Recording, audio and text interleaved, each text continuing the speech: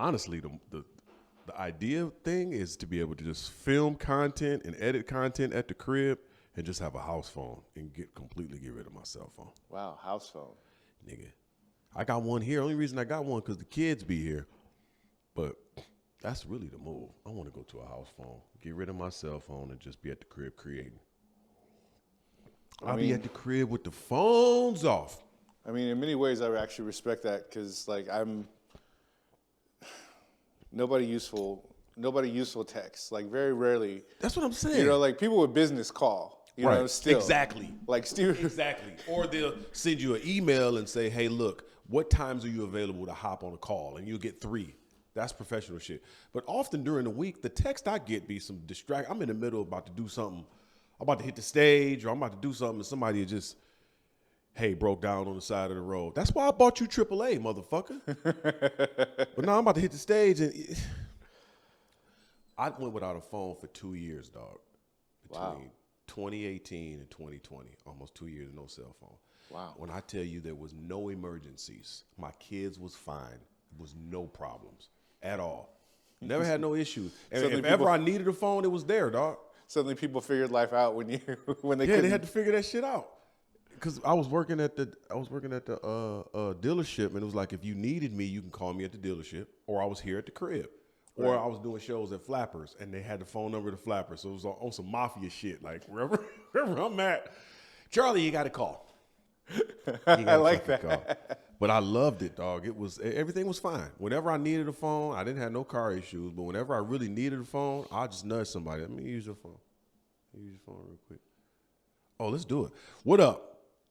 Might as well just keep that shit in there, nigga. Let them know that we having a real convo, dog. Do my Hollywood shit now. Hi, I'm Charlie Newhart. Give it up for Charlie Newhart. Come on.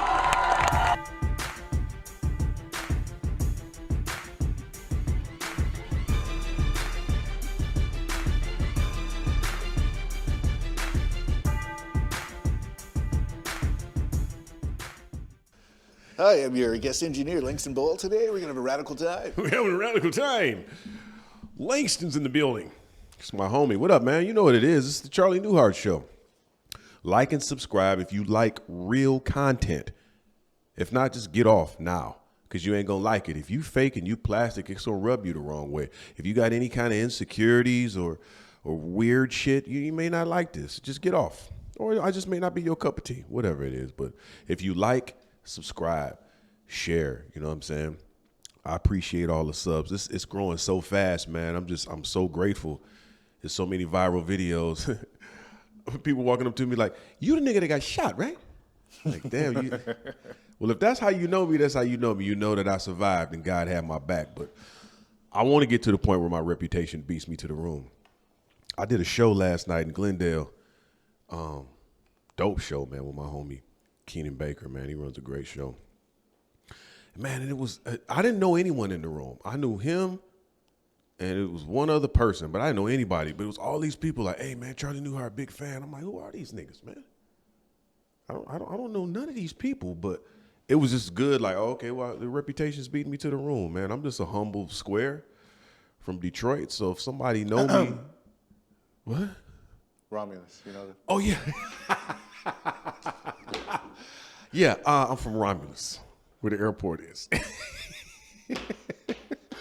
See how easy I get into that lazy habit?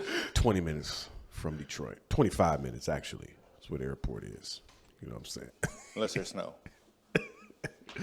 Oh, shit. That was funny, nigga. Fuck you. I'm sorry. Every time I'm just going to be like, wait. I need it. I'm like, huh? Like, nigga, from Romulus. All right? 25 minutes from Detroit. That's where the airport is. I'm grateful, man. Appreciate y'all subbing, tuning in. Here's a quick little intro.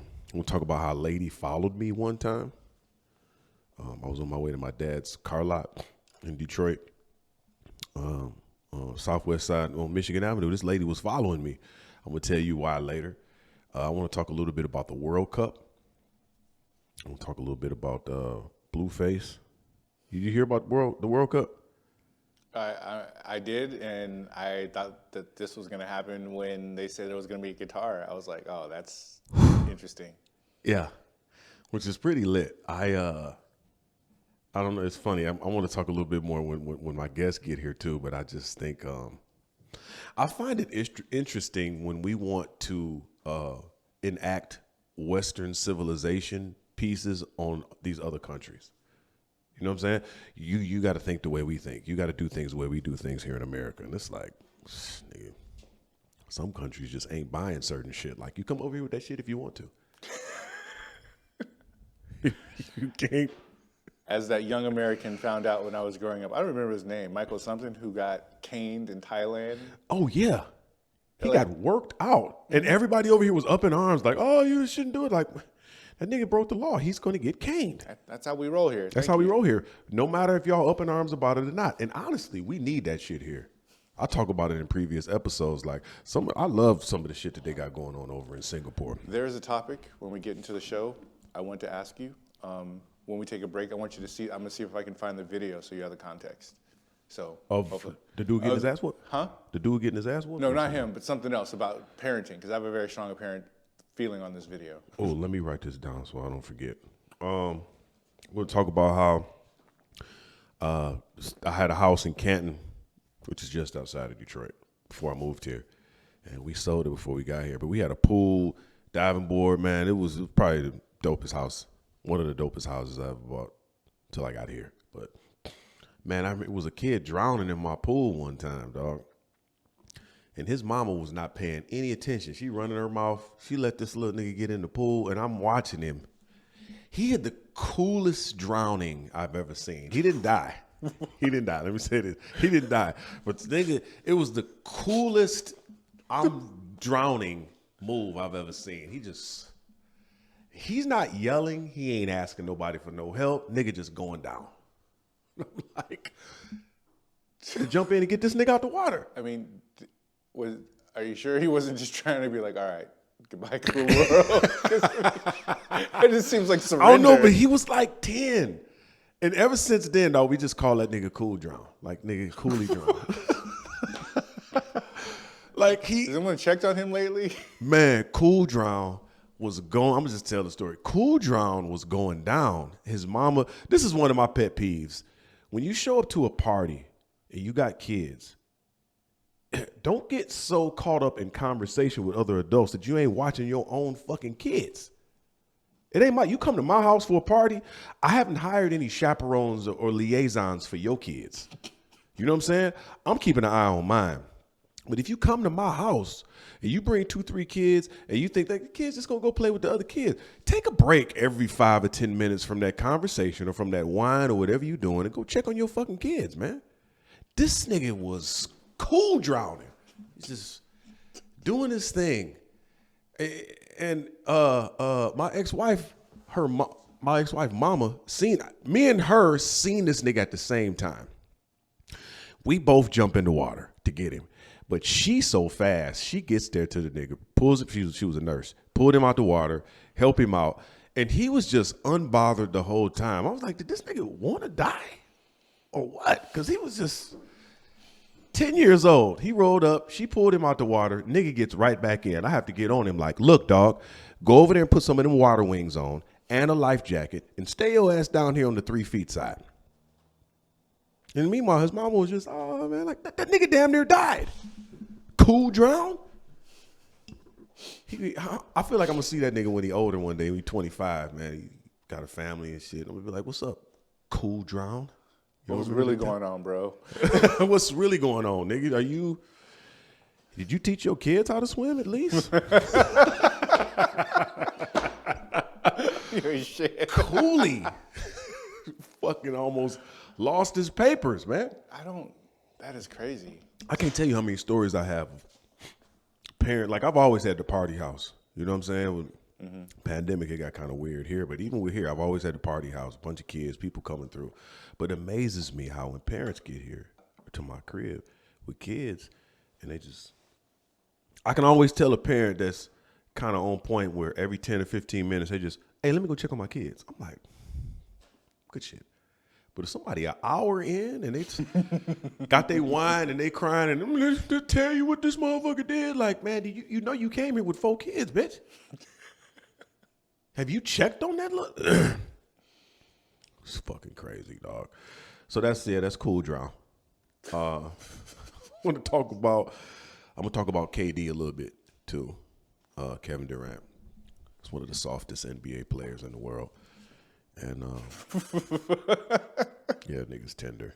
I don't care. I'm gonna talk about why he's tender and why a lot of these athletes now are tender.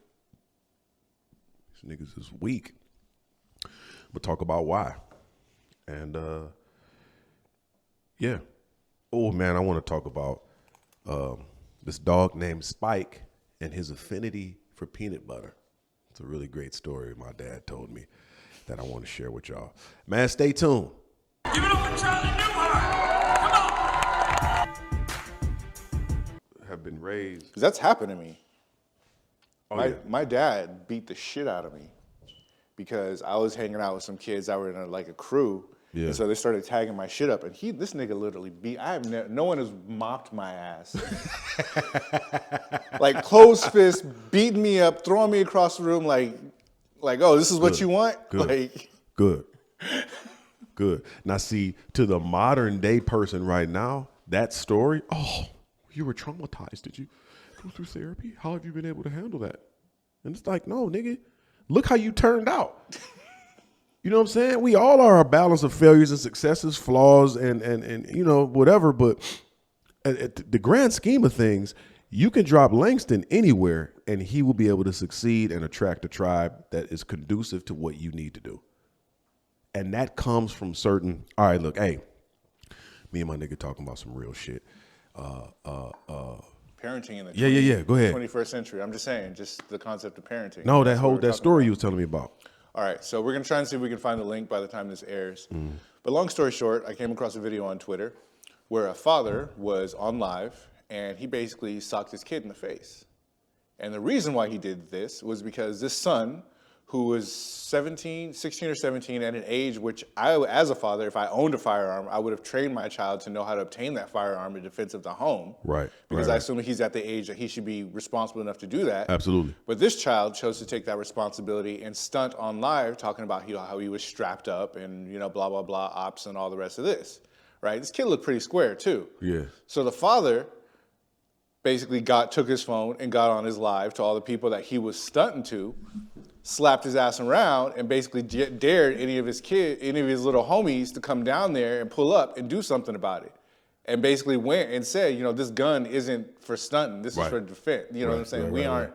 Why are you over here doing dumb shit that's going to get you murdered, that's going to get you killed, that's going to get potentially us shot up? Yeah. You know, like, why are you engaging in all of this? But the controversy was that he did it on a live.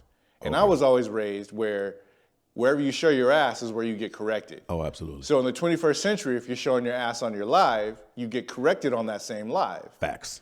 So I'm, you know, and people will say, oh, Langston, you're liberal. And I'm like, I'm liberal to a point. But, you know. Yeah, but that right there, because him turning up on his son is going to prevent some further bullshit out of his son. My heart is smiling right now and my face from this whole story. Beat the dog shit out that little nigga. You goddamn right. You pulling out a strap on live and all that type of shit. Yeah, we get down where you mad at. I love that story. Hopefully we can add that link. And I feel like this leads into my conversation about, first of all, it's the people who don't even have kids that have the most commentary, the controversy. It's damn near like cancel culture to me are people that are unfulfilled and insecure. And they're trying to just attack everything because they're just not like. They don't go outside. They don't go outside. You ain't even got kids. You know what I'm saying? I have. Why did everybody argue with in the comments? Why were they all childless? Exactly. I believe it. He was arguing with him in the comments. That part I can see. But yeah, you ain't got no kids. You ain't got, look, I got 5 kids. You know what I'm saying? And as a parent, I got failures and successes. And I didn't have protective services called on me I don't know how many times.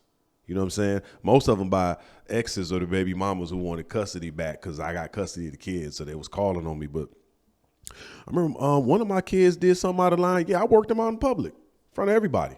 You know what I'm saying? And I was in handcuffs 2 days later, nigga, locked up. But I'm like, to a certain degree, where you clown at, I got to get on you at. And if I got to get put in handcuffs because somebody called, you going to remember that forever. You going to remember that forever. Even with my son, he did some shit like that, but he wasn't living with me. He was living with me at the time. He had got out of, he was in and out of trouble, but I was always on him about the shit, always putting hands on him, slamming him the whole nine, but he had to learn his own way. So I remember one time he came home from juvie, and he was here. Man, he phenomenal basketball player, right? So he gets a scholarship to this private school out here after one practice. Gets a full ride scholarship to this he had one more year of high school. He got a job, got the scholarship. He was on the straight and narrow. He was doing everything he was supposed to do. He was like, look, I want to go back home before I start school, because this was in the summertime. School was supposed to start in like 2 weeks. I was like, no, absolutely not. You're not going back to Detroit. We're here in Cali now. You're going to stay here. We're going to do what we're supposed to do here. You got one more year. He was like, no, I want to go back. I want to go back, Dad. I was like, no, I ain't going to let that happen. You know what I'm saying? Right. You ain't going back, my G. You 17. You going to stay here. And then he was like, tried to boss up on me. Like, if you don't let me go. I was like, then nigga, what? You know what I'm saying? And I'm walking up on this nigga. I got my fist balled up. I'm in the kitchen. I'm ready to mop him. And I look and I see my two other kids, because I got a hood set and a Hollywood set of kids. I got the kids I had when I was older. They didn't see me go through a lot, my adult kids. And then I got these two little ones. They're all like, Dad, I want to play Fortnite. And you know what I'm saying? And they looking at me, and I'm ready to, I'm like, dang, do I really want to disciple these kids in dysfunction? I don't want them to see me beating the shit out this nigga. So I was like, all right, I'm gonna just sleep on this. We're gonna talk about it tomorrow. And I slept. I went to sleep. I had a dream that he went back to Detroit and got locked up.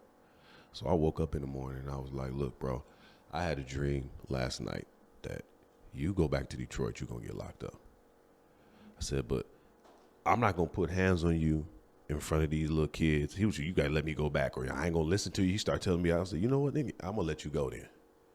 Because for me, either I was gonna beat the shit out of him every day in this house in front of these kids and force him to do what I wanted him to do, which I had been doing that all up to this point. You know what I'm saying? So I had to let him go, dog, which was one of the toughest decisions I've had to make. Is I let him go back to Detroit and stay with some family. And sure enough, everything that I dreamed ended up happening. And the nigga was on his live, cutting up on his live. But I'm like, I'd rather you do that shit out there than do it here in my house. Because I would have did the same thing that father did. And I'd have been locked up for it. You know what I'm saying? Right. I would have tuned his ass up in my house. But that's how, like, my dad was here, a few weeks ago. And it was the same thing. Like, he made me leave. When I was like, I want to do this. This what I want to do no matter what. It was damn near the same dynamic exchange between me and my son and my dad and me. He was just like, you stay here. If you stay here, you got to cut that out or leave. All right, when I'm gone. You know what I'm saying? He had to make that same choice, same journey. But what we're missing now in today's culture, I feel, is like strong. How many times your dad beat the dog shit out of you just to keep you from, or gave you the option, nigga, you stay here, you're going to do this or leave. I was a hardhead, so I got both. I got my ass whooped really good once because I was hanging around with some thug niggas that were tagging me and, basically bringing more attention than my square ass needed. Yeah. Oh, and absolutely. then there was just another time where we had beef, and he was like, look, get the fuck on. Like, see? But that's what I love about being a father, though, is that I've been a father more of my life than I've been anything else. Like, I'm 45. My oldest is 26, about to be 27. So I've been a father most of my life. I love being a dad, and I love how my kids grow and change. They got their own journey, but I've just put so much good game in them. I don't never judge the chapters of their life. I don't do that with people, because somebody will be making a certain decision at age 19 or age 20, 21, and people will judge them on that season of their life. And they don't know, like, you judging the book on chapter 3, and this book is going to be 40 chapters. Okay, but what if it's like 35 chapters of bullshit? Now I see that with grown folks, dog. I'm just like with my kids. I don't want to put people into this world that I hate. Right. You know what I'm saying? Right. So with fatherhood, I get an opportunity to put people in the world that I would actually have been cool with. You know what I'm saying? And that's why I'm like, when I watch, I didn't get my shit together till I was about 35. You feel me? And both my parents was in the house. I just picked 35 randomly. 35, dog. Like, I didn't get my shit together till I was.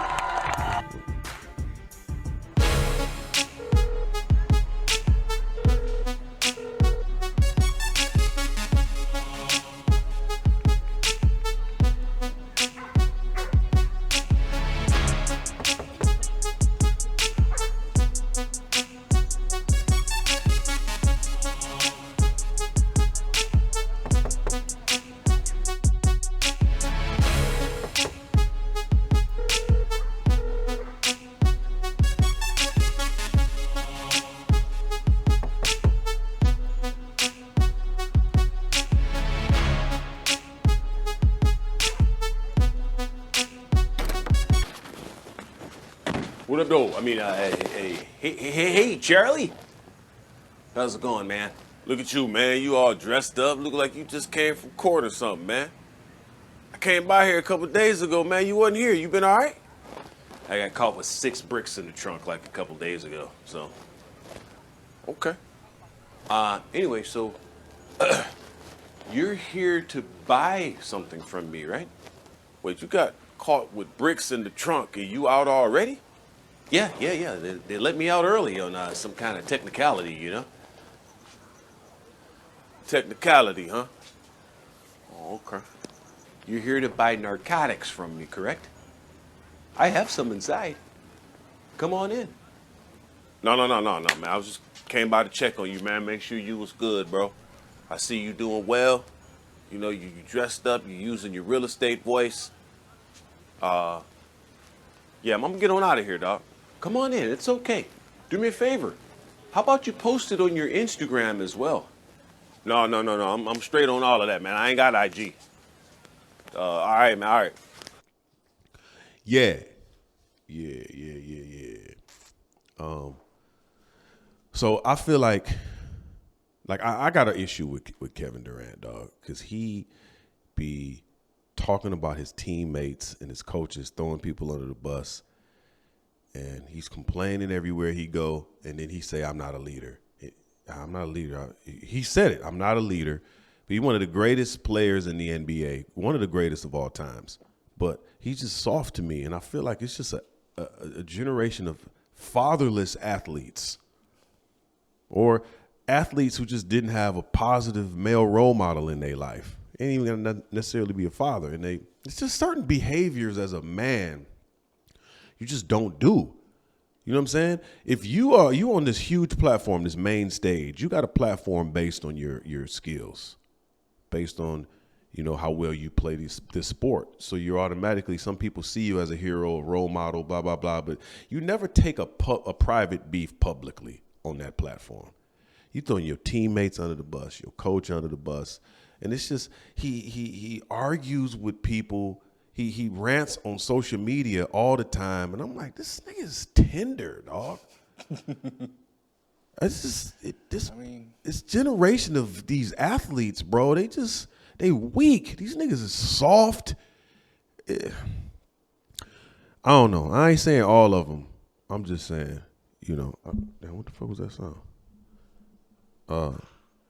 I'm not saying all of them. I'm just saying it bothers me when I see it. You know what's interesting is, I guess I need to look, but I don't really hear this shit from European soccer players, and a lot of people would consider them dainty. Nigga said dainty. But I mean, there's internal beefs all the time, but you don't really hear, you know, anybody. Well, I guess there's a couple players like that, but in general, they're just like nobody messes with them after a while. I don't get it. I keep hearing this beeping sound in the motherfucking. In your ear? Yeah. Shit ain't. I don't know what it is. But It sounds like when you're doing that hearing test with the earpiece. Right, and it's like a beep. Yeah. All right, we'll be right back. Give it up for Charlie Newhart. Come on. Yeah, what up? All right, we back. Yeah, interesting discussion about Kevin Durant and fatherless athletes, and does that happen over in Europe? I don't know. And also, too, I mean, you can't make the father stay. I get that. You can't make no daddy stay. You can't make daddies be real men and all that type of shit.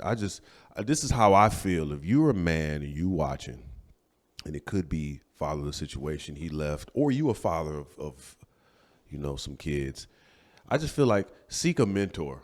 And if you can't get a mentor on tap, maybe through books, autobiographies, because follow those who through faith and patience inherit the promises. Watch how successful men have behaved. Read about some of those patterns and try to apply them in your life. You know what I'm saying?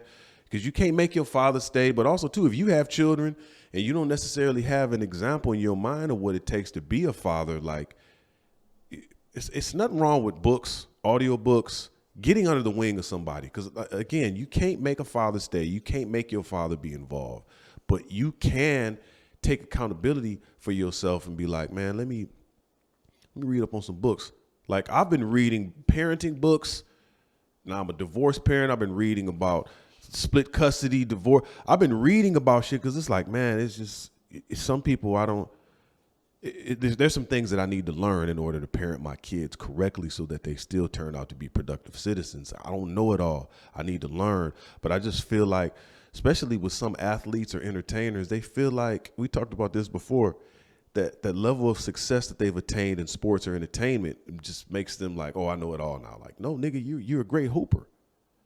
Or you're a great football player, but you're a terrible fucking person. You know what I'm saying?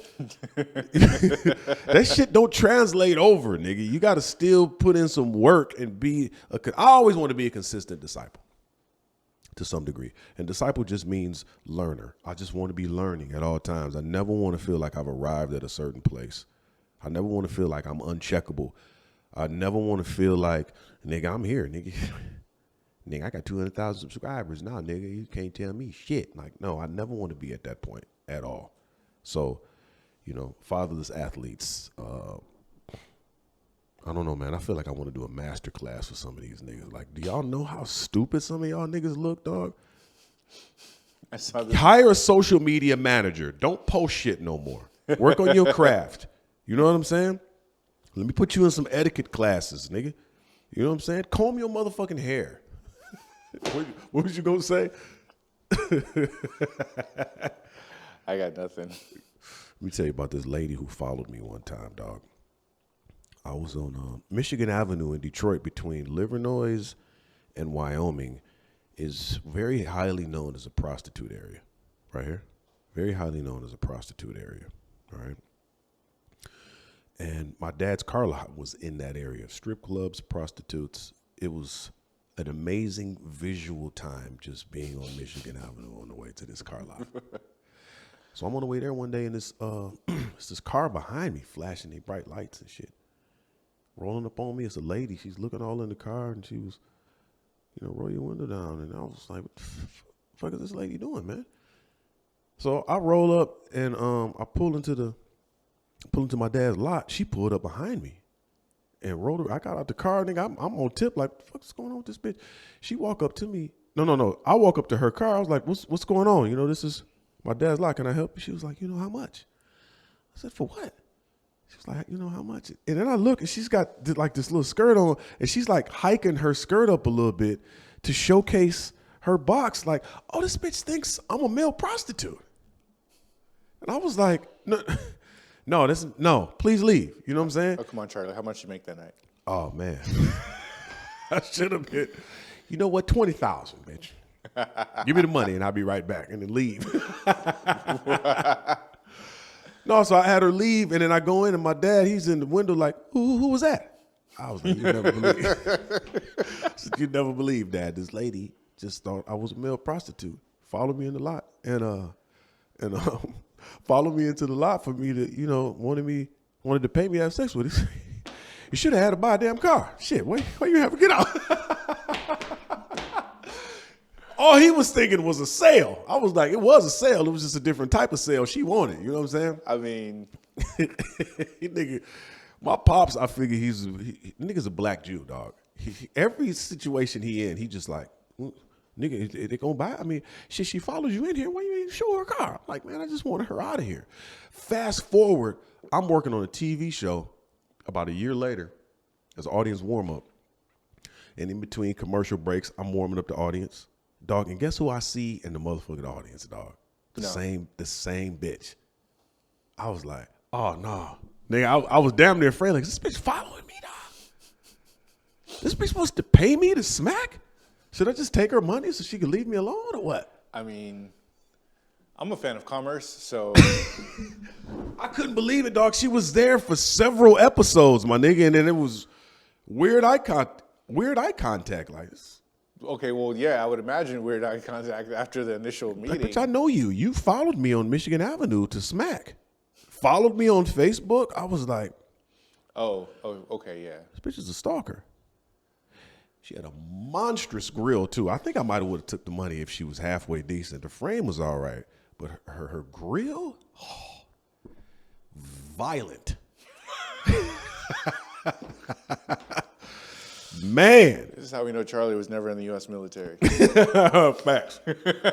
Facts, nigga. His standards are entirely too high. Oh, man. I don't know. I mean, just I've smacked some quality rats in my life. You know, I have. It's so funny. My ex-wife, we had a conversation a while ago kind of about the kids. We was at after a football game. All the parents go to this little restaurant. So we was there, and we talked for like an hour. You know, we've been divorced like 3 years, and she was just like, I don't understand why you was messing with some of these women. And she started showing me pictures. She went to their Instagram like her. I was like, yeah, okay, that was a monster. That was a monster. I was like, but if you looked at the full palette, if you looked at the full palette, you would see like 95% of them, 96% of them, was fire. Like, these are model type. But it was a 4% that sneaked in on a late night, 1 a.m, like, oh, this is all I can get? Okay, I'm going to go smack this monster. But the rest of them, and all of them should be happy that they had some type of piece of me, but I can't even play myself like that no more, dog. Now I'm just like, it costs too much energy. But she was just running through like, and her, why would you? I'm like, damn, you got all these bitches saved. Her, and why would you, you know, we had a whole conversation about the shit. I think it's great that we're at a place now where we can actually have a real conversation, because it was during the pandemic, it was so much contention and divorce. That shit was rough, but yeah. Just wondering how many of those chicks have that spreadsheet. Right. Because I've heard that before, like, even trying to get people to work on stuff, they're like, oh, no, you work with her and her and her and her and her and her. And I'm like, what? Why do you like these greasy, sweaty women? I'm like, wow. Like, damn. Like, I don't even know you like that. Why are you cataloging? Like, chill, man. I done hit some quality rats over the years. I'm just impressed by the cattiness. You know, I mean, I'm not even thinking about us. I'm just thinking about the cattiness that comes from it. Like, ew. I'm like, yeah, it's funny. Or is she beneath you? Ugh. Or just because you see me with a bitch, that don't mean I'm smacking her. You know what I'm saying? Well, it could just be, you have no clue. It could just be on some money shit. I'm to the point now where I see everybody as a human being first. Everything else is secondary. And it took me a while to get to that point. But shit, you could see me out with a bad bitch, and I probably have never even touched her. Should we get money? And I'm not going to cross that line no more, but when I was coming out of that divorce and still some trauma, I feel like some women, the broken part of me attracted the toxic piece of some of these women.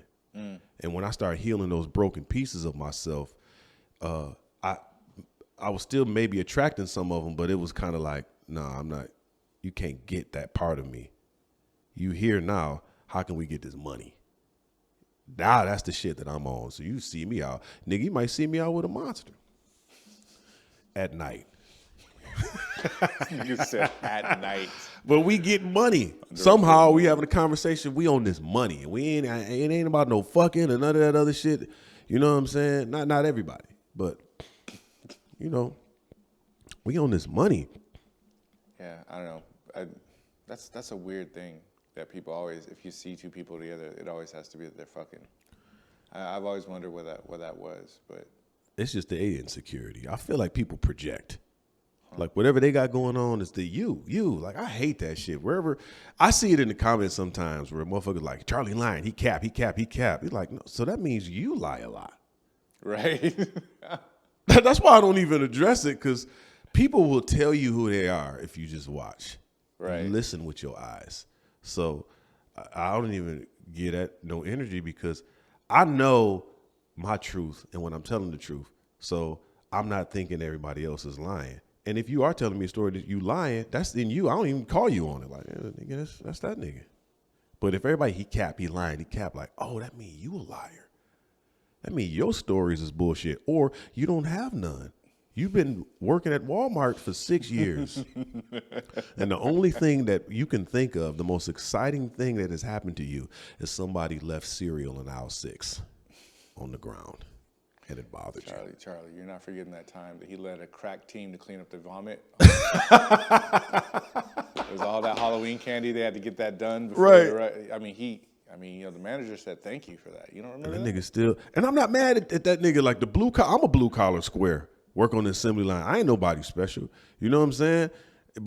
And I ain't mad at you if that's your story. If you hustling, you working somewhere, you doing your thing. I'm just saying, don't be constantly hating on somebody because they may have a little bit more of a crazier story than you, or maybe you got a good story, nigga. I feel like more motherfuckers, everybody got a podcast now.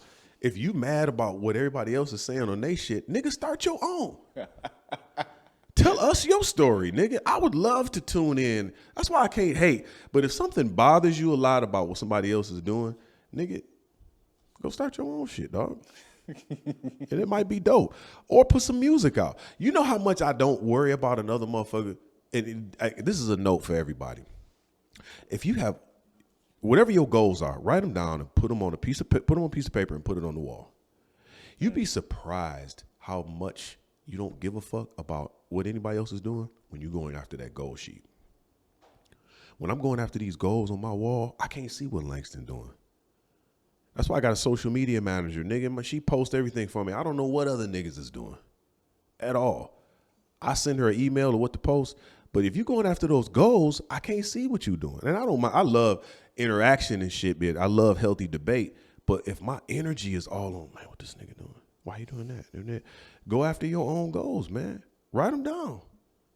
Get your ass up in the morning and go after if you had all the money in the world, what would you do with your time? Whatever that is, write down some goals, go after them goals, man. You know what I'm saying? What is this hitting me? I'm gonna have Bring our guest. yeah, bring my nigga on. All right. When we come back, ladies and gentlemen, we're going to have our first guest of the day. You know what I'm saying? Yeah, we're gonna pop it off. Maybe it should be English. Can I use like English? All right, ladies English. and gentlemen. All we'll right. pop back Give it up for Charlie Newhart. Come on. All right. Yeah. What up, though? You know what it is, man. We back. I forgot to do the commercial. You know what I'm saying? Source Trucking Academy. All right. You want to sign up for a school, $3,800. You done in 2 weeks. You can make $80K to $100K. SourceTruckingAcademy.com. You need to check them out. Good people over there. If you got any questions you want to ask me, any Q&A, you want to roast me, go to askcharlienewhart@gmail. What else? Shout out to everybody who, what was my man's name? His name was Midnight something. He left a really dope comment. I'm going to talk later on about how the home, fathers in the home, and the home needs to be the foundation of rebuilding this country. I forgot the nigga name. Midnight Paradigm or something. We're going to talk about that. I got my homie here, man. This is my brother. I fuck with him because we cut from the same cloth, man. We cut from the same cloth. Realest shit ever. And we be having some of the dopest conversations. I'm like, man, we got to get this shit on camera, my G. got to get this shit on camera. You already know. You want to give him your intro, or you want to just say fuck it? Fuck it, let's roll. Fuck it, let's roll. That's why I fuck with him. I want to talk about this shit real quick. Right out the gate, I want to talk about Qatar. Because you sent me into yeah, pull that up to you. I put you in a wormhole? Yeah, you put me in a Rabbit hole? What the hell is it? you put me in a just straight up research wormhole about the World Cup. And Starts today, by the way. yeah, and how we're trying to force Western civilization thought process on this country, and all these celebrities are banning it. Like I have to talk about this off Jump Street. Where do you want to start? Yeah, you lead me in. Where we at? Did you hear about the alcohol? No. So, Qatar is a Muslim country, and alcohol is illegal in most Muslims countries. Right. They have specific areas where you can drink alcohol, but you can't drink alcohol in the stadium, from what I've read. Right. People are losing their shit about this, right? I want to get smashed watching it. But you got to realize, it was banned in Scotland. You can't drink in Scotland. What? At the stadium. At the stadium. What? Yeah. I'm doing research about it. In France, they've banned alcohol sale in the stadium. And there's another country, I can't remember which one it was off the top of my head. I had all this memorized, but now I show up, I can't remember shit. Yeah. No. But It's all good. So, but nobody ever talks about that. But since it's a Muslim country, people are losing their shit. You can't drink alcohol at the game. I guess my concern is if there were all of these issues, is there some type of World Cup council that Yes. goes around and picks certain Yes. places where they're going to have Yes. it? This has been picked for A couple years. at least 5, 6, 7, maybe 10 years out, I think. They got the next World Cup already planned out. I don't remember where it's at. You know what I think, though? It goes back to the Sundance shit we was talking about, that it's cool if you don't have a spine or a backbone. When people start complaining and getting an uproar, then that's when they're like, oh, well, maybe we didn't think about this. It's like, fuck, if y'all picked this venue 2 years ago, who's complaining? That's my issue. Why weren't you complaining when this first came out? But now it's 20 minutes before kickoff, and now you wanna bring it up. In a country, and why are we passionately trying to enforce our beliefs and our culture into But that's what we do yeah. in American society: music, TV, movies, everything. We spread our belief system around the whole world. America. Like the rainbow shit that they want to play. Oh, players to wear? the captains of in the fucking what the fuck is it? Premier League. The Premier League. The captain has to wear. In NFL they got the little C on the chest for the captain. Right. In soccer they got the little armband sleeve. It's a rainbow sleeve. Was a rainbow. And you have to wear that shit. Yeah. And now they're asking players, are you going to wear the rainbow sleeve when you go to Qatar? Which is, it's illegal to be a homosexual Yeah. in Qatar. Illegal. To be openly. If you do it in your house, that's on you. Right. In Islam, you have to have 4, to be convicted of homosexuality, you either have to admit it or it has to be 4 witnesses. So it's got to be 4 people seeing you getting bent over. Yes. Yes. And where if You got to be doing a porn. literally, you got to be so blatantly don't give a shit about anybody else. You're just doing this out in public. But honestly, that's how I feel about sexuality in general. I'm not a real fan of artists who lead their art with their look or their sexuality. And it's like, I'd rather you be known for the art than your sexual preference. My whole act isn't based on, I'm a straight man. I'm a straight man. I fuck bitches. I'm a straight man. That's what I do in the privacy of my own home. But my art shouldn't be, that's a whole nother. But we sexualize everything here. Yeah. There's nothing that's not sexualized. These kids don't need to see that. Yeah. Let No, I them be agree. kids for 14 minutes. Yeah. Why are we teaching sex education to what grade do they teach that shit now? 5th? Yeah, it's down to. It's crazy. Yeah, they sent some shit home last year. My daughter was in 5th grade last year. They sent some shit home that they wanted to. Me and my ex talked about it like, nah, I'd rather us have the conversation. 100%. Because I don't know what they're going to be putting on these kids at this time. So, Well, that goes back to your boy talking about fathers. It's the most important thing. Which I agree. Most important thing. It's I'm gonna get into that a little later, but yeah, I want to talk about Brittney Griner and how we are turning up on Brittney Griner being locked up when she violated these laws of another country. Like me and him was talking about the dude who got his ass kicked. He got whooped over in Singapore. Remember the kid that went over there? Yes. He got whooped, yes. and it was a huge outcry over here. Like, my man went over there. He's not special. No. Just because you have an American passport don't give you the right to go act an ass wherever you want to act. You think and that, they have corporal punishment there. I think we need to do that here. Can you imagine if somebody committed a crime and was like, you know what we're going to do is, Johnny fucked up. So on Instagram Live, YouTube Live, and on TV, he's going to get the shit beat out of him. He's going to get 3 lashings with the cane on TV. Public embarrassment. Public 100%. embarrassment That would do bust a lot. down a whole bunch of shit. 100%. 100%. I need to see that. Yes. I'm with you on that. I That just don't public wanna see- embarrassment will make a big difference. And I promise, if I ever see one of y'all on there, Langston, I see you. Hold on. live. What did I get convicted of?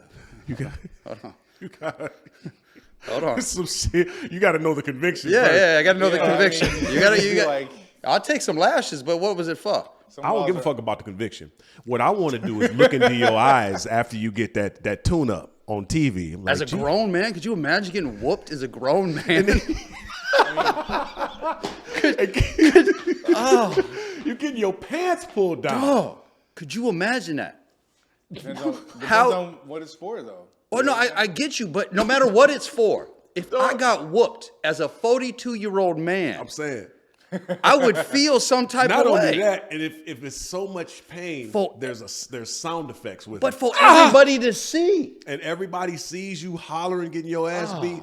If it happens to either I one might of not y'all, jaywalk ever again. but do you know that in Muslim majority countries, there's like a 0% crime rate? straight. Yes, in Saudi, that I believe America hates for whatever reason. Oh, I believe it inside. There's like a 0.00 whatever percent crime rate. You can drop your wallet with $100,000. I don't know about 100,000, but some money in it. They will return that. They will find it's you and give it to you. Because they're afraid of the system. Oh, you get your hand cut off for stealing in Islam. See, that's what I'm saying, dog. We need to really to incorporate some of these laws. I was talking about years ago when China was working to become the superpower. What one of the leaders did is that he went and visited several other countries, basically on like benchmarking what worked and what didn't work in other countries. For like 4 years, he traveled around. Oh, this worked in Singapore. This works in Qatar. This don't work. This works in Saudi. This don't work. He took all of these pieces and started slowly but surely implementing the pieces that worked over in China. And I'm really interested in what it would look like for us as a country, United States, to take that time and say, let's go benchmark what works in other countries and implement We change. don't give a shit what works in other countries. It's our way or it's not right. Because I know, well, I don't know this for a fact, but I heard last time I was on vacation that the Chinese was coming around California penitentiaries to see what works. They've realized you can make money off prison. So the Chinese are going to start implementing some of this crap over there. They got what, 1 point whatever billion people? Yeah. We have 300 million. Damn. I don't know the crime rate in China. So they're going to start locking up only the dark-skinned Chinese. That's the southern. That's the southern China. Southern Chinese. Or the Uyghurs. Oh yeah. Or the what? The Uyghurs, basically Muslim Chinese folks. I don't know a lot. I just know that They apparently call they're- Uyghurs? Uyghur. That's so how close it's to pronounced. niggers. That's dope. It's the part of China that's over. It's like the map. That's Western China. Yeah. Over by like Afghanistan and everything. Islam kind of spread a little bit in there, and they don't like that because they're communists. They don't want any religion. They don't want no belief in God. That's fucking hilarious, dog. The Uyghurs. The niggers. The white. Get off track easy with that guy. Fucking Uyghurs. Get out of here, Uyghur. Wow. What else? Yeah, that shit. Oh, I did have that wrote down. Oh, About how- Brittney. Hold on. Yeah, Brittney. Okay. Yeah. All right. Yeah. So It's Brittney, bitch. Brittney, bitch. how you go to Russia? You've been there this was 5 years? She was in Russia playing basketball. Right. I see this a little different than everybody else. Yeah. I already told you this. Yeah. I want to hear it. So you're an American citizen. You making what you think is below pay. Right. We invite you to our country for 4 years in a row, pay you more than what you getting paid at home. Mm-hmm. You come to my house and try to smuggle in some fucking things that we've told you not to bring. Right. That's disrespectful. Yeah. It's not like you going to Russia to visit. You're going to Russia to work. And you're going to get the same shit that happens to you that would happen to anybody any Russian. else. They don't play that. Why are you special? Why are you special? I want to hear Langston's point of view. I love this. Come on. What's Have the point? you seen Russia? What about it? Run by Russia, crooked ass motherfuckers. Like if this was Thailand, I'd be like, all right, they got a system. Everybody gets their ass whooped. Russia, We'll look at it So, here. sir, and you have a point. Like regardless of how fucked up that country is, when you go there, you're under their sovereign laws. That's their house. That's how they do shit. Well, it's just So, and yet this is a solid point. It's just So you the see- Russians are such a fucking joke that I just have a hard time believing, well, look- listening to anything like how do I know that they weren't steady supplying her for 4 years and like, all right, it's time to pull this bitch's card because we need a bargaining chip. You know what I'm saying? Like I I'm see just that point. they're that shady. So, and we're not. oh, I'm not. Notice I did not negate our shadiness at all. Right. I did not because I know exactly how. I used to work for the government. Believe me, I know exactly. So how you dirty saying it can be. it's basically all of these countries have some type of shadiness. So you saying because there's a possibility we should have given her a pass because of Oh this no! because I of mean, shady. I'm just saying how I feel. I mean, Yeah. Legally, I have no. What I'm saying. I ain't is talking about entirely legally. bullshit. Yeah. You know what I'm saying? Like I have no ground to stand on except that just it's Russia and it's shady as fuck. So who the fuck knows what actually happened? Well, yeah, okay. I see that part. I see that. But again, let's say she really did it, right? Right. That's just wrong to me. Why would you disrespect somebody's house? If my kids, I tell them not to do something, I'm paying all their bills, I'm looking out for them. You bring this shit into my house and I've asked you not to, I'm gonna tax your ass. Facts. This is You have my a issue. point. This is my issue with it. Why aren't we as up in arms about the motherfuckers who are locked up here wrongfully Oh, I'll tell you why. as we are I'll this tell you Brittney why. Griner bitch? I'll tell you why. Because it's motherfuckers still locked up right now under that 3-strike mandatory minimum shit that they hit with all of these Joe Biden. facts. Joe Biden 94 crime bill with mass incarcerated so many black folks. You know what I'm saying? Why aren't we up in arms about the motherfucker? Why can't we fix the shit here? That's what we talked about the other day. You can't, motherfuckers is on their third strike for stealing a pizza or having a teeny tiny rock or having some weed. Facts. I'll tell you why they up in arms over Brittney Griner. Why? LGBTQ question mark apostrophe Yeah, S. yeah, absolutely. That's all it is. Absolutely. They want to make a big deal out of it, like everything else. Yeah. Back to the 100%. the Qatar shit. Like it's this agenda that's being. I hate agenda. Just for the record, whatever it is. If I'm watching a movie and I see a Ford Explorer, 10 Ford Explorers in 2 minutes, I'm like, I want the plot. This is agenda. You know what I'm saying? That's what I hate. No matter what the agenda is, if you're trying to force it on me, I'm just like, no, I don't want this. But that's everything nowadays. You can't watch a sporting event without seeing 17 Coke commercials. Yeah. Or you fucking everything on the sidelines. But I don't know. I differ with you on that. I don't mind the advertisements because I understand commerce, when commerce and art and when commerce and entertainment kind of meet, I understand that part. Like on a commercial break. But if I'm trying to get into the plot of a film, But and I can't get there because you're showing me 14 Ford Explorers. 14 Ford Explorers, and then the characters are just like, "Oh, that's your Explorer? That's nice." Like, "Oh my god!" Well, like the Yeah. advertising in the movie doesn't bother me as much. When you're trying to put your political views on me, your religious views on me, that's too much for me. I feel you. I'm on the same tip. That's why I said the Ford Explorer. Any type of agenda you're trying to force, I'm not like. Like cigars? Charlie really doesn't fuck with Ford Explorers apparently. Hey, look, Ford. I love Ford though. Why- Shout why out do to you y'all. love Ford? Y'all gave me $100,000 Whoa. in 2007 to leave Ford Motor Company. I worked in the assembly line. I fuck with Ford. What'd you do with that $100,000, pimp? I made some moves. What did you? Bought some cars. Shit, I flipped some houses. That's how I'm out here in Cali. You know what I'm saying? yeah? I ain't gonna lie though. I blew some of it. Well, what'd you blow it on? On some ignorant shit, man. I had a fucking conversion van. We need to I hear put those some- stories. I put some blades on my conversion van and put some sounds in that motherfucker. I put some TVs in that bitch. Did you just say you put blades on a conversion van? That's what I thought I heard. No, actually, How'd no. that go? I put some Daytons. On the conversion van. Mustard and mayonnaise too. Oh yeah, that's good. Wow. It's a good combination. 415s. Oh, TVs in that bitch. You know what I'm saying? I did some ignorant on a shit. van? Oh, conversion van. Oof. Yes, that's the Detroit. All my niggas from the city know. You know what I'm saying? Conversion van on blades with the pound. You can tell me nothing, man. Really? That's how y'all get down, huh? Jewelry.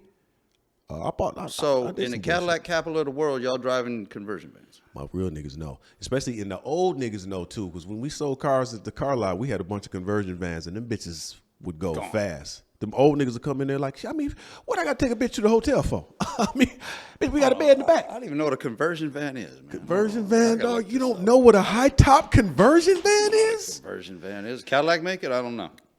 Langston remind What's me. a conversion van? Langston remind me of the kind of nigga that have a conversion van, dog. Oh, I do know what those are. High top That's with the wheels. That's a nigga. goddamn hotel room on wheels. Oh, I got you. I We got old you. nigga, bitch, the hotel. Wait, You put rims on that see. shit. Let me see. I had rims, sounds on the conversion van. Yes, That's what I thought, nigga. like a low-key 18 van. Okay. Oh, that's fucking awesome. Yes. Wheels, sounds. Oh, you got no pictures of that? We need to see that. Oh, dog, I had that. man. I had a Cutlass with 350 in it. I had so many It cars, was a dog. fucking rolling plush. Just Mm-hmm. fucking, those things were just ridiculous. Like just a rolling. Yeah, And hotel listen, room. though, and I'm gonna tell For you right real. now, Hotel room on wheels. I was performing in that bitch What, too. like sprints? Performing. What kind of performances were you It doing? was top-notch sexual performance in that motherfucker, dog. Wow. I put it to work. Allegedly. Allegedly. Allegedly. Because when I pull up, I'm gonna tell you kind of nigga that I was. I need my shit to speak for me. Like I don't have to say nothing. But you see what I'm driving?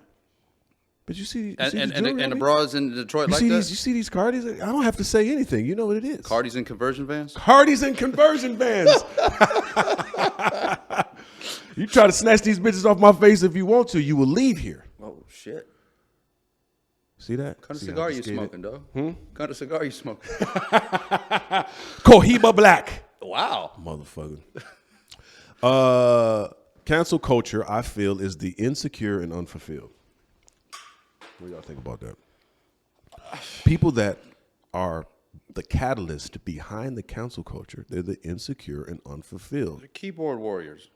They are, but they not doing shit. So they like the movie I was telling you about. There's a movie by a lady named Meg Smacker. She's a white Smacker, or whatever it is. Smuckers. The jelly, Smuckers. dog. Meg Smacker. The jelly. She's a white filmmaker. She did a movie called Jihad Rehab.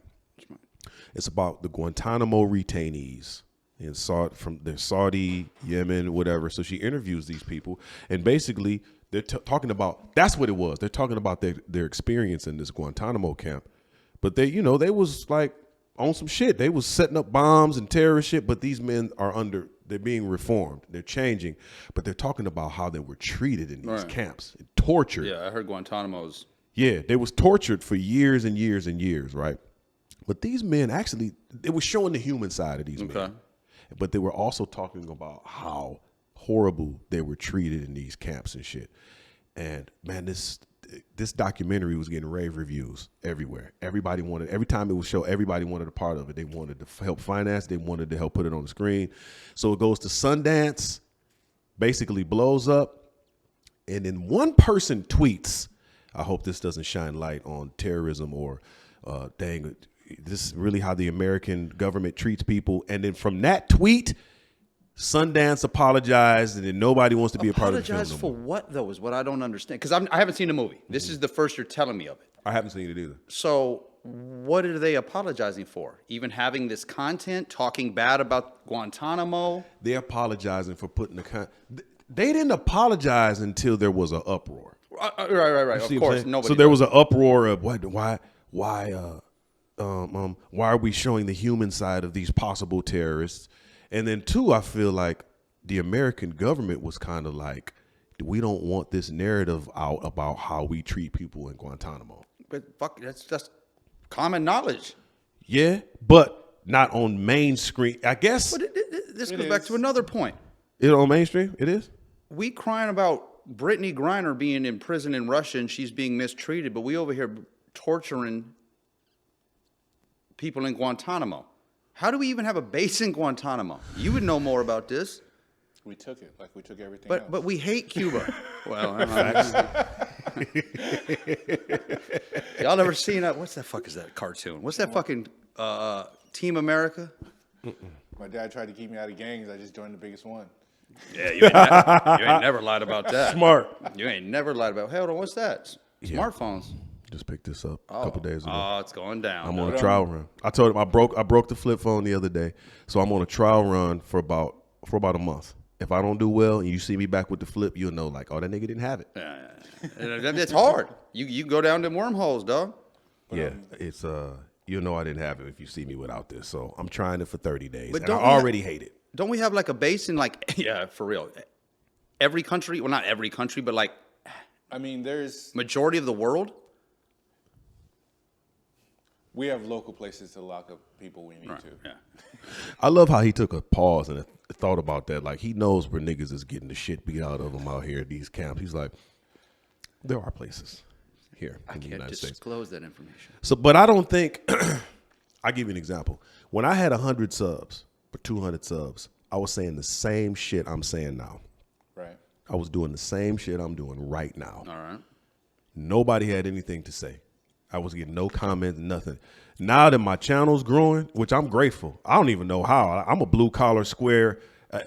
God is doing it. Psalm 75 says promotion comes from God. You're not. I don't know how. Say what? You got Cartiers. You're above all of us. I got Cardi's and conversion vans. I don't know how. It's growing. I'm grateful to God. But now that it's growing, now I'm getting comments. Now, you know what I'm saying? I'm hearing the chatter. Now people calling me and telling me, man, don't say that. And I keep so much shit general. You can't really tell who I'm talking about most of the time. I got 5 kids, so sometimes I don't mention names. I got 3 baby mamas. I don't mention names. You know what I'm saying? Just weirdos around. Whoa. But I got people that are now there's an upward, now there's commentary, now it's people saying shit, and it's only because the platform's growing, and that's how I feel about this film.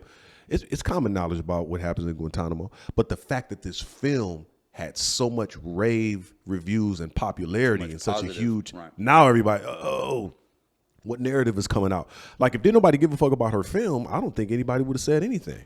Oh no, I mean you're right. It's totally because the more popular stuff becomes, especially nowadays with social media. Like back in the day, it's something in the newspaper. Who the fuck do you comment to? You know what I'm saying? You comment to yourself. Right. You comment over the dinner table. I didn't like this, or the wife is like, "Oh, shut up and eat your meatloaf, Ralph." You know what I'm saying? Like Ralphie. You know that's fuck up, Ralph. You know what I'm saying? But now, we got every outlet. You can be outraged on Facebook. You can be outraged on Twitter. You can be outraged on all these platforms. And some people just say shit to get attention. That's like 99%. Well, Damn. that's why I don't have any of that crap. No. Yeah. You can't find me online. Yeah, no, I agree. I hide my face so for that's this. the reason why. Everybody got a voice now? Because just there's no. Some people IQ don't need a check. voice. Man, for real. Some people don't need a voice. Or complain to your wife. Stop triggering me, man. Because the internet has really turned me into a fascist. Because I don't think everybody has the right to speak. No, I They totally don't. agree with that. They Especially don't. people that don't know what you're talking about. And you arguing off emotion and no fact. That's the majority of motherfuckers. Like, that's emotion. Well, it's like like remember that shit you said to me the other day? Like, because I found myself in that wormhole. I was like, and they do such and such. And you was like, where? Where's that done at? And I was just like, I got to research that. Where they do that at? Where? I'm like, damn, dog. I'm right now in this moment. I'm the motherfuckers I be complaining about. Like, Well, if you ever noticed, if two people is having a discussion and somebody starts getting loud, getting emotional, that's usually the person who doesn't know they facts or doesn't have anything else positive to say. yeah. I was watching something where somebody just hit him with a question and this person just goes, fuck you, and walks off. You know who puts people in that mode is Ben Shapiro. he would get Yes. because he fat, and I don't Yes. agree with everything dude No, says. no. But man, when you talking about somebody who spits factual shit like a machine gun, Yeah. he'll put a bitch in her emotions fast. Like, Well, like, I don't like how I feel. Fuck how you feel. like that little gay parade shit I told you about. Dude's running around, sticks the microphone to somebody. So what's the theme of the day? Love everybody, no matter our differences, our colors, our whatever we believe in. It's just love everybody. Yada yada yada yada. He's just going on for 30, 40 seconds about everything's cool no matter what. Then dude's like, well, what do you think about Trump? Fuck him. I hope he dies. Well, what happened to all your love and differences and stuff? Right. Why can't you? Oh, it was hilarious. See, I saved that problem by not pretending to love everybody. Facts. You can't love everybody. You can't, man. There's some can't. unlovable motherfuckers, man, and some of them is in your family. Well, no, you also can't give. You only have a certain amount of you. You can't give it to everybody else. Dog. You got to keep That's a it bar. for the people that really need it. That's a bar. For real. That's a bar. Especially somebody like me. Like I feel like I'm a little balanced, but a balance of empath, not empath, but extrovert, introvert. Because for me, this is what I read about most introverts, and this is kind of how I feel that I am. You start your day with 50 coins, Okay. right? Every interaction with somebody costs you a coin. All right. Oh, I'm at 49 now. Oh, this is an emotional motherfucker. This cost me 5 coins. Got you. Now I'm Got at. you. Every interaction costs you coins.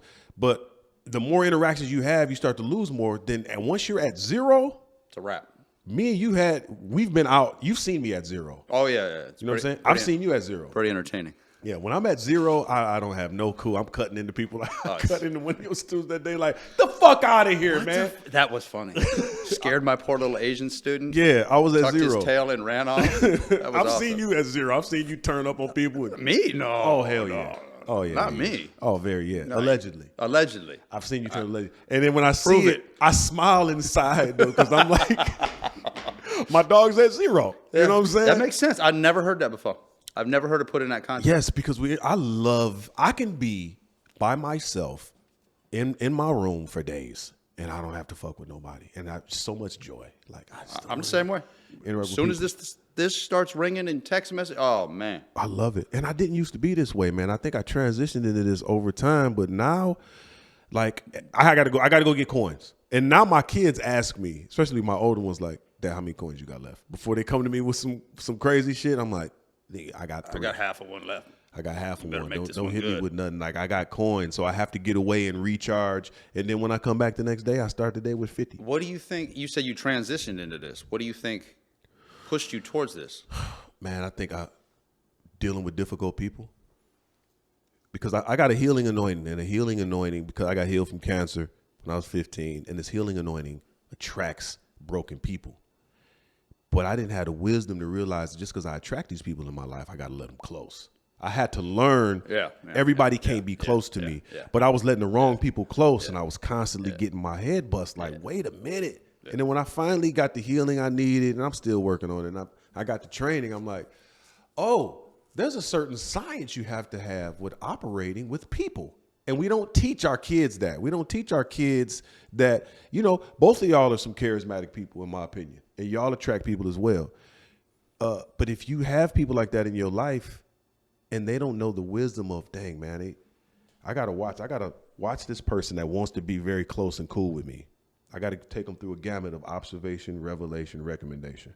I got to wait. I can't just let a person close. So I let people too close. I got too hurt. And then I backed up, and then it just kind of made me reclusive a little bit. Like, man, you got to run a low-key background check.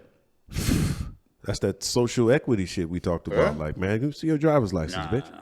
You a 5? I need the 5s. If you a bad bitch and you a 5, I may just keep you around for the stories. Don't get me started. Don't get me started on Come on, dog. Nigga, I love some of these bitches, dog. If you can actually get, and not everybody has this skill, but if you can get a bad bitch that's off to actually be totally transparent with her stories, nigga. I love her. Oh, that's I love her already. Come dog find said me you love her. right here. Them dirtbag stories. The best. Don't let her be a stripper or ex-stripper. The best. Them my Velvet Room wheelhouse. stories, like, really, bitch, you went. So a nigga gave you 5 bands, and you went to the back room and you let this nigga spray in you? No. He overpaid. Huh? He overpaid. That's a beautiful fucking story. Well, hey, it's worth. Some of it's worth it. I'm just saying. I mean, Let me tell you, I'm a story whore. Yes, I agree with you. On I am that. a story whore. Yes. Especially with a beautiful woman. And I want to get into your mind and make you comfortable enough to tell me the stories. Because that's where most men fuck up. They're trying to get the pussy first, or they're trying to get everything else. You got to get the mind first. That's the key. If you can get the mind, You can get whatever you want. most people don't know how to get the mind. Nah, I ain't What worth do you shit. do? How do you get the mind? Me, I strike out all the time.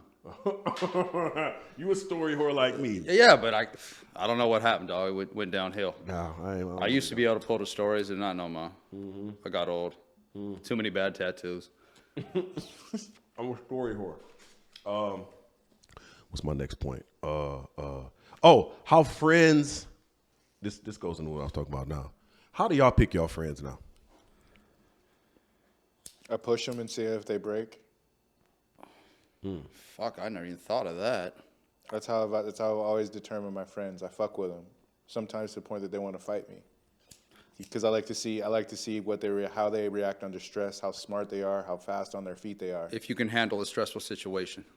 It's just I don't like weak people. Yeah, You know what yeah, I'm saying? So yeah. the fastest way to weed weak people out is to just push them and see how they react. Even if it's something we disagree upon. Even if talk about something that's probably actually more important. Because if me and y'all agree on everything, everything's fine. But if it's certain points that we disagree upon, and then we can still be cool after. Yeah. We've had those discussions. 100%. We don't agree on everything. And I'm just like, no, I don't agree with that. I don't agree with that. And And then it's just like, we end up getting back to the base point of what we do have in common. It's like, damn, so you put Vogues and shit on the caddy, huh? 100%. Came like that. My dude, that's what's important. We got differences, man. Everybody has differences. Nobody ever is going to agree 100% on anything. And if you spend enough time with somebody, y'all are going to butt heads eventually. Facts. Eventually. Unless it's just some bullshit fake interaction with the other person. As a comedian, I'm always saying wild shit or whatever. So I offended a friend. I told a joke, said some shit, and this person got mad. And I didn't know they got mad because it was like, they wasn't returning my calls and text messages for like a week. So then I reached out, I'm like, what's the deal? Was it specifically about that person, the joke, or just a general thing that It was about them. Oh, it was about him. It was about them. But I just kind of said it jokingly, like, and it was, I don't want to get too much into detail, though, but I was just kind of like, I said the shit, and then, because sometimes I say some shit, then I get home like, damn, why the fuck did I say that? You get caught up in the moment. I get caught up in the moment. And, the Bible says offenses will come. They don't have to be taken. So that means from everybody, they're going to come. They could possibly come, or I could just say, hey, that offended me. Or you don't understand if a person's your friend until you establish a boundary, or you say, hey, that offended me. Can we work through it? So I offended this person. And I apologize. Man, you know what? I'm a comedian. Sometimes I just pop off at the mouth. And I was tired. I apologize. Right. This motherfucker don't want to let it go. Well, then you did your part. You did your part. You made a mistake. As a man, you said, that's my fault. It's my fault. I apologize. Won't happen again. Or I'll do my best. It doesn't happen again. But how I pick my friends now is I run through that gamut of those three things. You want to be my friend, you pressing me or whatever, or observation. Let me watch you for a while. Revelation, recommendation.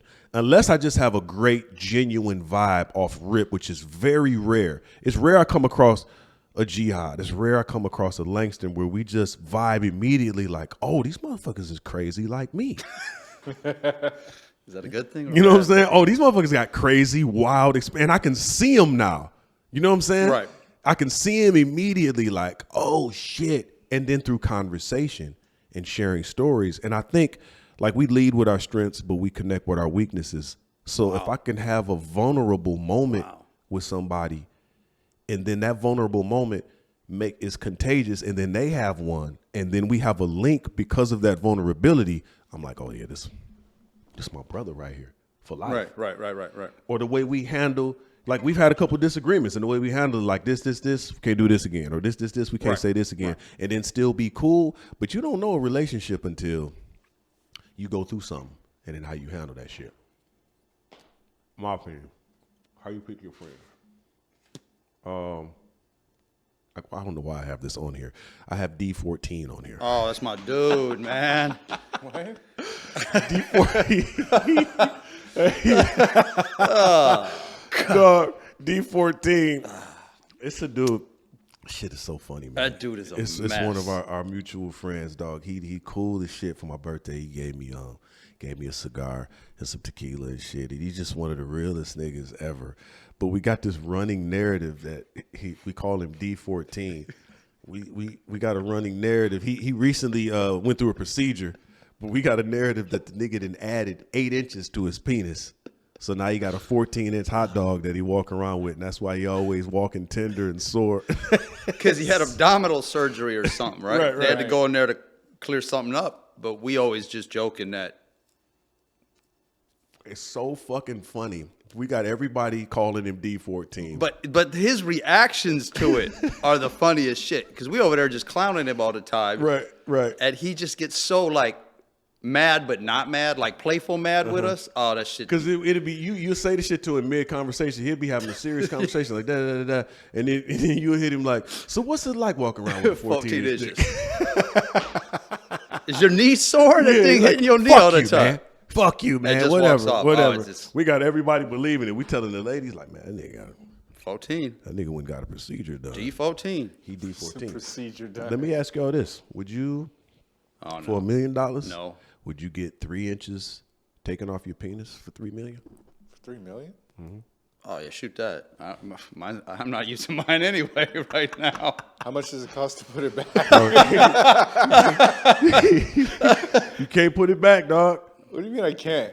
Is that a requirement of the One $3 of the million? requirements stipulations is of the you $3 get mil. 3 inches taken off your hot dog for that amount of money, and you can never get it back. Shoot it. I'm down.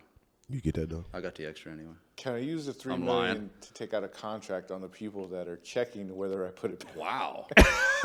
This Hot damn. nigga done dug deep. Remind me not to piss him off. Yeah. I'm just saying, like, explore all options. Like I said, I used to work for the government. They taught me how to be dirty. Yeah. So when I come up missing It's this nigga. 3 inches? No, I don't know if I'd for $3 million, all day. I don't know if I could do that, man. I don't know if I for $3 million to take 3 inches off my hot Shoot dog. that. Shoot it. You know what? And you think about that, it's cool. You get to 3 million, and then that money starts attracting these women. And then you need the 3 inches And then back. you need the 3 God inches. damn, I and didn't it's look at just it from that in the point of middle view. of you get ready to perform, it's hot and heavy. You pull your pants down, you expose this micro dong, and she's like, the level of disrespect that could come after that, the way a bitch will talk to you, like, See that? Is that worth $3 million? That level is that of worth disrespect? 3 million? Hell Have y'all ever been in a situation where Cardiac. you've heard a woman say to somebody you know, "Shut up, nigga, that's why your dick little"? If you've never been in that, Wow. if you've No, I've never been- heard that. I've been in that. She said that to him. Yeah, I watched his soul leave his body. Oh, I bet. I had a girl say that about me to somebody else, which was comical. Because Because the why? context she said it. Why? Well, because Because he's knocking him down. Well, no, because it's like, long story short, me and this other guy wound up banging the same chick when I was in the Navy. Mm-hmm. But he caught like serious feelings. They caught serious feelings. Oh. And so she was just going around. She was just like, yeah, and that's all right because his dick is small anyways. And everyone, man. She's probably doing that to make dudes well, feel no, I know, better. but I know she was, but everyone else in the class was just laughing because it was like this tiny little dude, and it was just, Like, cut and so this they were shit just like, Has it? okay. Has this ever happened to y'all? No. I don't know what my body. I don't know what my count is. I lost count so long ago. I have no fucking clue. But I knocked this broad down, and sometimes I don't remember until I'm talking to the bitch for a minute. She walks away like, I smacked that. So this dude that I know I was working with, he showed up with this broad and was like engaged. He came to a party like, man, this is such and such, and yada yada yada, and he was introducing her to everybody. And I was like, this bitch looks oddly familiar. And that was one of yours. And she was one of the worst ways. She did everything, you know. And I was just looking. Oh, no, that's the ones you got to keep. I was just looking at how he was just confidently like, "I love you, baby," arms, and I was just like, "Man, that nigga, man, And when he brought her over and I was shaking his hand and talking to her, I was like, man, this is weird, my nigga. I don't know. Has that ever happened to y'all? It was like somebody you know brought a bitch, not just somebody you had sex with, but somebody who was really about that life, who was really getting it in and doing it all. And now she's getting married to somebody you know. You know, I can't. Happen to you? I might Like need more than once. Whoa. Oh, this nigga is D14. man. No, but there was like a period of my life where like Whole nother level over there. basically I was just apparently just preparing bitches for marriage. Oh shit! You was the precursor. Thank you. We appreciate that. He was doing his service. I made you a better bitch. It's like, all right, you're tired out now. You can go get married. That's fucking See, hilarious. look at him. He's doing a service for all of us. We D14. appreciate you, But dog. meeting their dudes at various points because I had already known all of them, so it was just kind of like, oh, so that's what you're going with. All right, man. Good luck with that. Make that happen. It's fucking hilarious. I want to talk about this shit with Blueface. Blueface just What does he do? Blueface is a rapper from here. Why don't I know any of his I music? I can't speak on his art because I'm not too familiar with his art, but I know that he just got arrested. He got arrested in Vegas because it was an altercation and he pulled a hammer out and it was on camera and then they arrested him and blah blah blah, and he's in court in handcuffs. And I saw this shit, man, and I was just like, I'm watching. This kind of goes back into the celebrity shit that we was talking about before, because people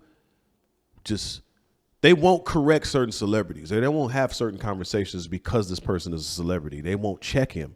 And finally, when that person finds themselves in a predicament where it's like, dang, they could have been checked all along the way, but either their circle's not bold enough to say certain things, or they've been getting slaps on the wrist. Or they surround themselves with yes men. Then that's what I keep hearing LeBron. He just surrounds himself with people. Yeah, he's tender, like Kevin Durant. Right. Oh, God, don't get me started. KD. But if you're a rapper, there need to be something in your fucking contract saying you need to hire security, motherfucker. You can't have a pistol on you because you are the talent, stupid. Yeah. These motherfuckers go with you wherever the fuck you go. You a target. Well, no. They have the burner. They Facts. can legally carry the burner. Like the dude plays for the Raiders.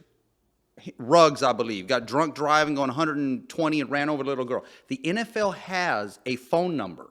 If you're drunk, call us. Wow. We will pick you up. Wow. No questions asked and take you home. Wow.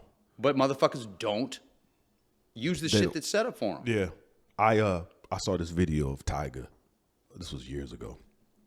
He gets drug out of Floyd Mayweather's party here in LA. I don't know what happened, what the altercation was, but security, this video of it, the way they pull this nigga out the club is so disrespectful. He's off of his feet. Okay, he's off his feet. which I personally love, because let me go, man, let me go. And his feet's Kicking like a child. fucking hilarious. They drag this nigga out the club. All right. And he's got security with him, push his security out too. Fuck out. Right. He's so mad. He out there trying to get back in, doing whatever it is that he do. And he goes to his security guy that's with him and tries to take the strap off of his waist. His own security guard. Nigga, give me this. I'm about to go back in here, nigga. And the security, nigga, what the fuck you doing? No. So he's like trying to politely tell him no, stop it. And he's persisting. Finally, security dude gets in his fucking face. And you can't hear the words, but you can tell he's like, motherfucker, I'm not, sit your dumb ass down. Right. I'm not giving you this pistol.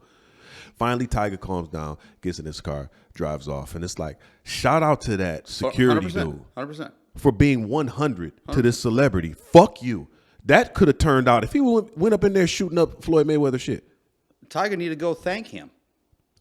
Motherfuckers need to surround people. When I'm fucking up, you need to tell me. Them the only kind of motherfuckers I got to have around me. 100%. Somebody that's why I fuck with y'all. Somebody that's going to Knock it off. knock that shit off. Knock And he it got off. in his face like, I'm not giving you this gun. Get your dumb ass back in the car. What are you even thinking? And now you see why I push people. Right. Because I Makes gotta know sense. that if you're gonna be in my crew, you can be in my fucking face. Right. And Makes sense. And be able to stand up. I'm not worried about everybody else. I'm worried about me. Well, to a point, yes. I need to know how you're going to react.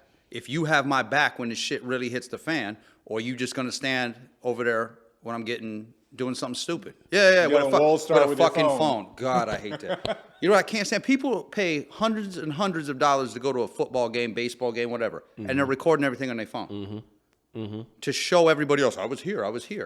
Enjoy the fuck the are you moment. doing? This is why I don't want this. I hate it. I agree with you. I already know I'm going back to the flip. Like, why am I looking at your shitty ass phone footage? Fox has got all these HD 4K cameras. I can Enjoy the moment. Enjoy the moment. There's this movie with Ben Stiller, Sean Penn.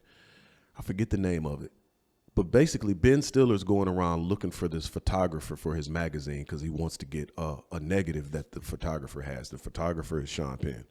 He's traveling around the world to find him. So basically, the moral of the movie is he's traveling the world to find this photographer, but he ends up finding himself.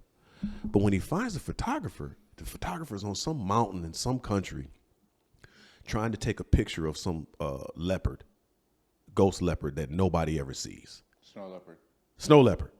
You see the movie?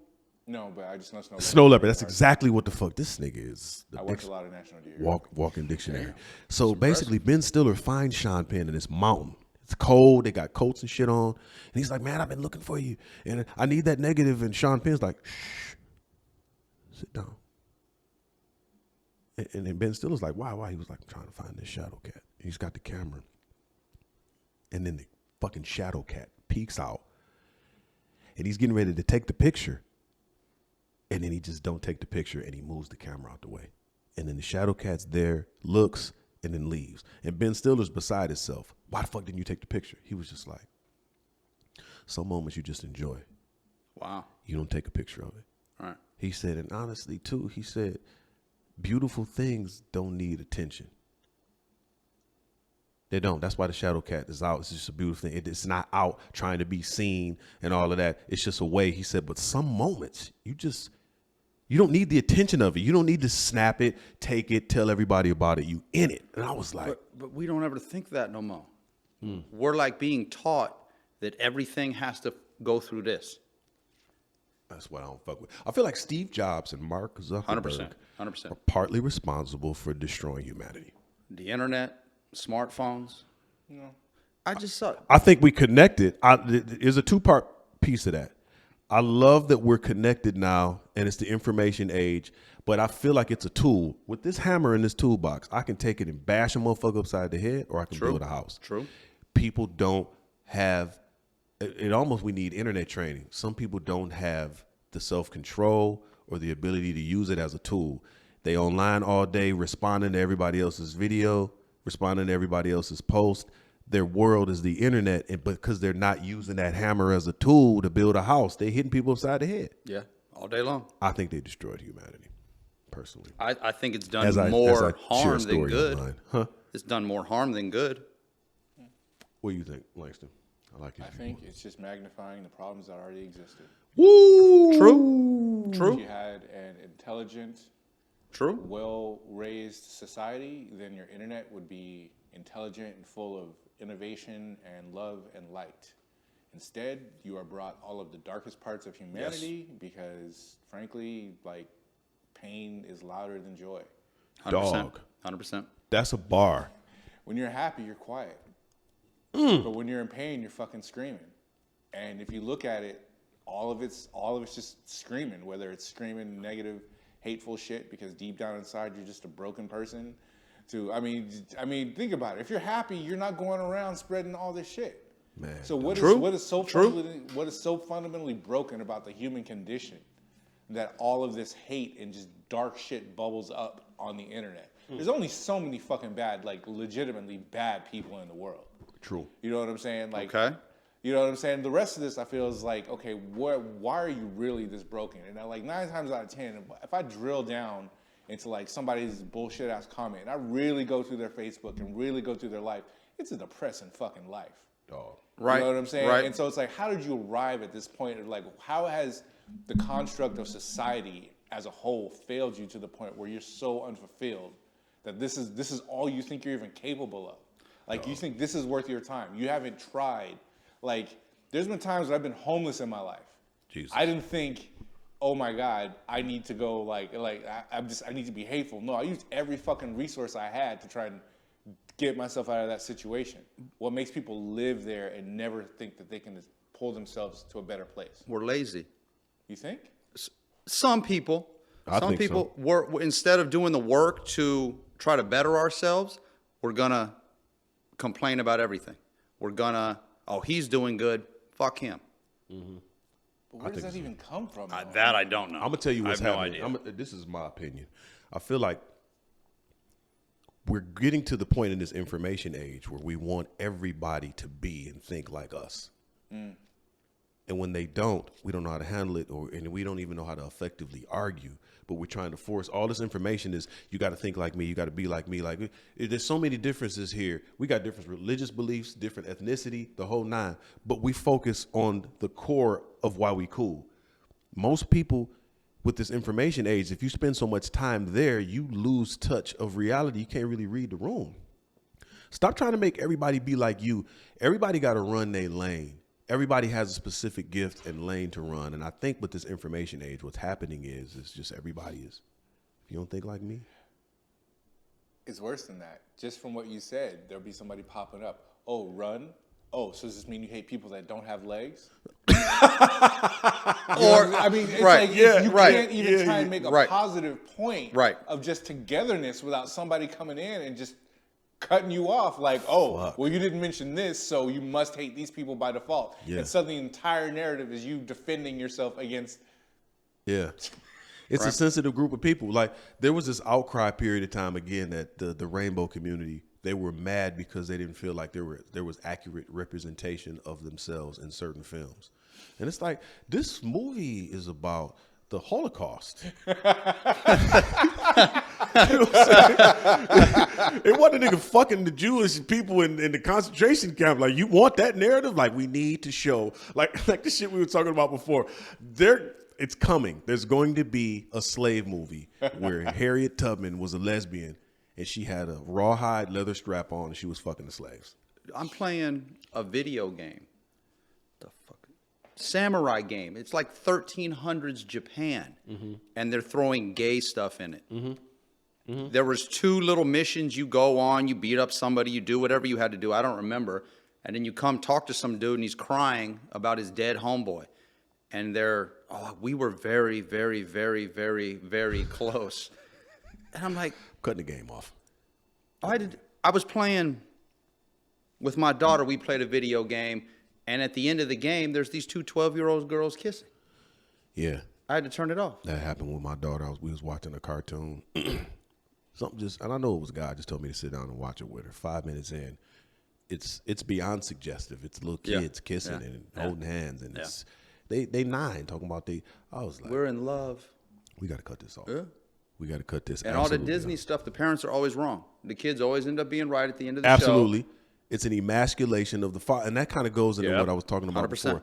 It's pussifying. So much of society is pussifying and emasculating the man. We don't see strong examples of a father, strong examples of a home where it's like, no, dad was right. I fucked up. Like, I got hit by a car when I was 15.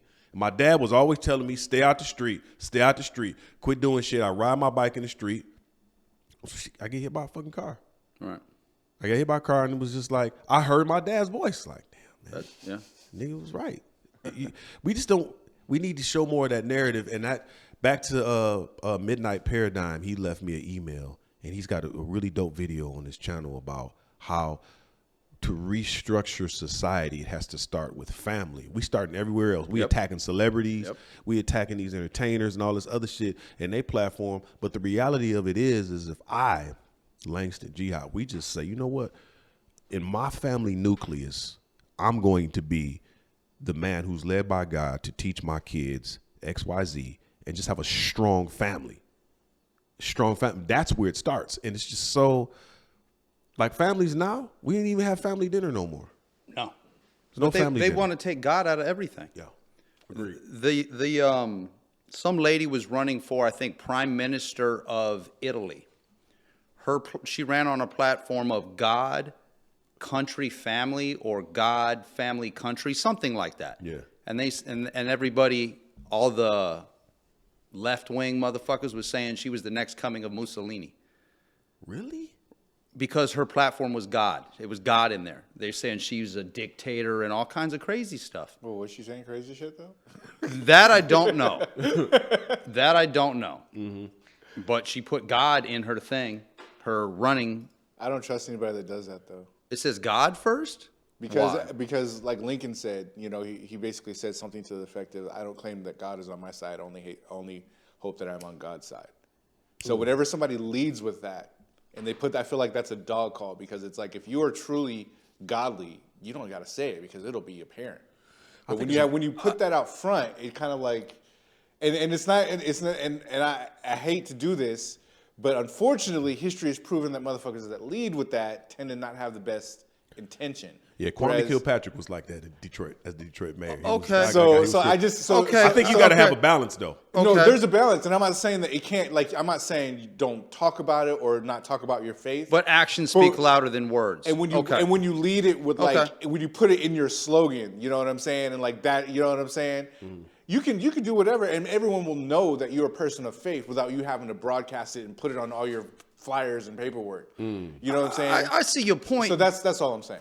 But to me, if you have to lead with God, God should be your basis for everything you do. Because the morals, Bible, Quran, whatever you decide to follow, fail. My fault. That's what we do, though, right? Oh, of course, we fail all the time. But you have morals that are not going to change. Society's morals change every day. Because there's no code. Right. And that's one of the things the Bible talks about in a marriage, that a threefold cord is not easily broken. So that's me, my wife, but the third cord, we looking up at God. So if I'm always looking at my spouse, or if I'm always looking at my kids, and I'm focusing on everything wrong with them, that means I'm not looking up at something bigger than all of us.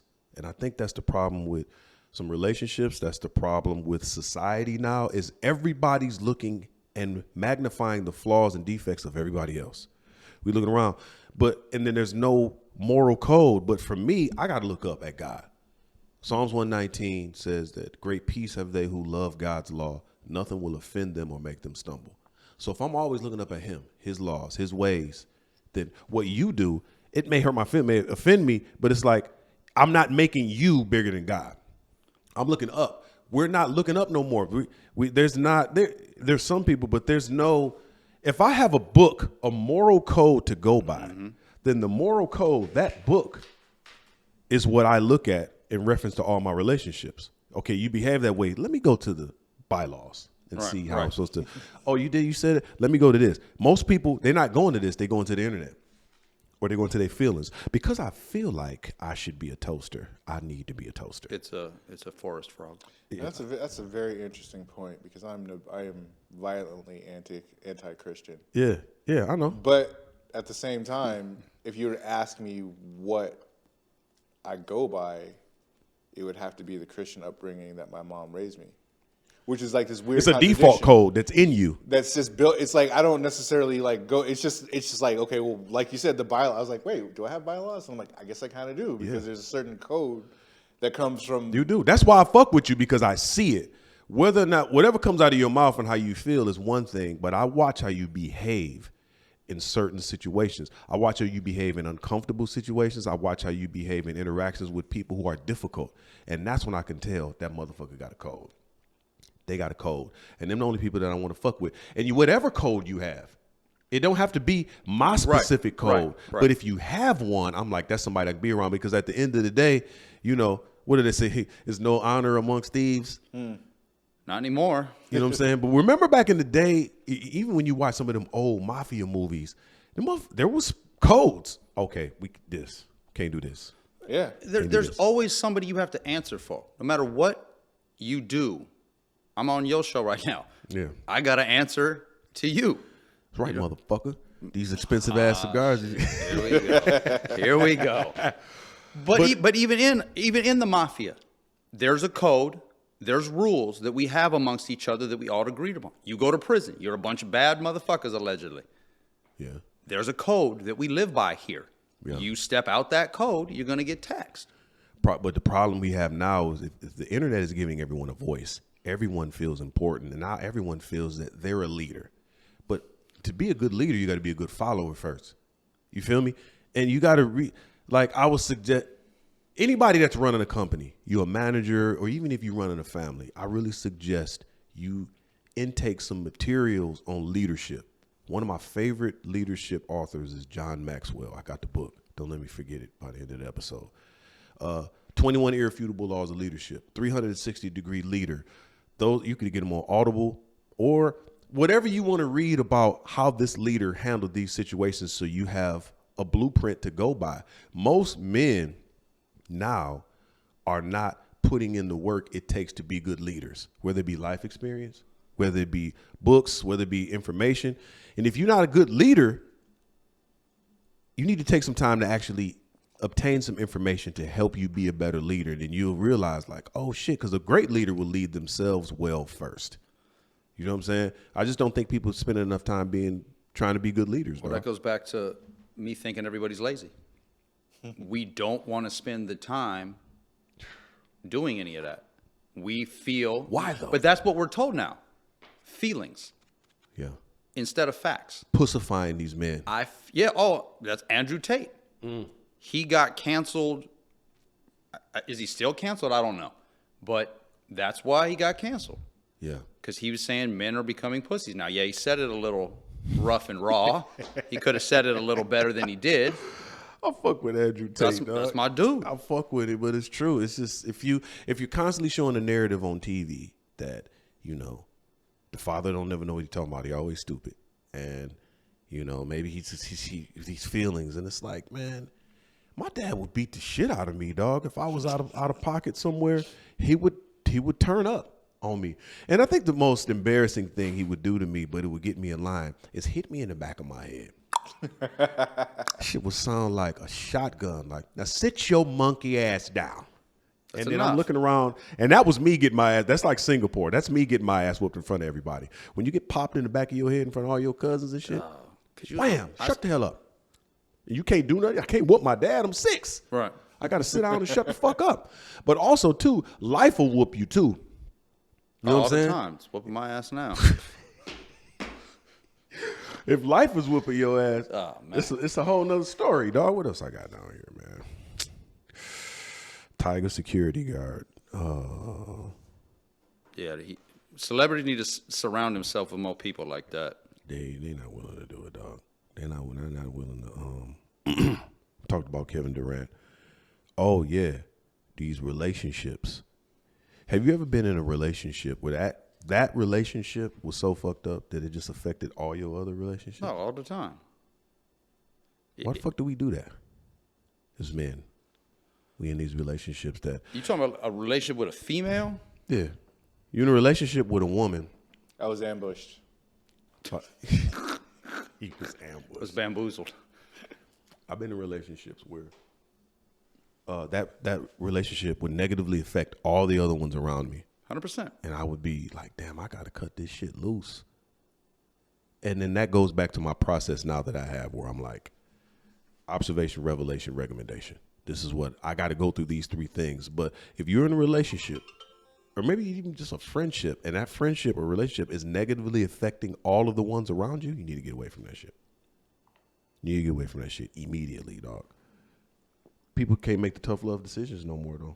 Yeah, but we get tricked by the fancy things. She's got a big old donkey butt. Yeah, that'll take me. That'll make you get bamboozled right there. That'll make you get bamboozled right there. Let me ask y'all a question. I feel like right now, where we are now, we are living out the choices and the words that we spoke 3 years ago, 5 years ago. We're living in that now. We are a product of our own choices. It ain't nobody else's fault. 100%. But we blame everybody else for our faults, our shortcomings. What do you think about that? Mostly true. We're a product of our own choices. Like people tell me all the time, like I'll have conversations and like, well, why don't you go to this? Well, I can't pass a background check. Oh, that's messed up. And I disagree.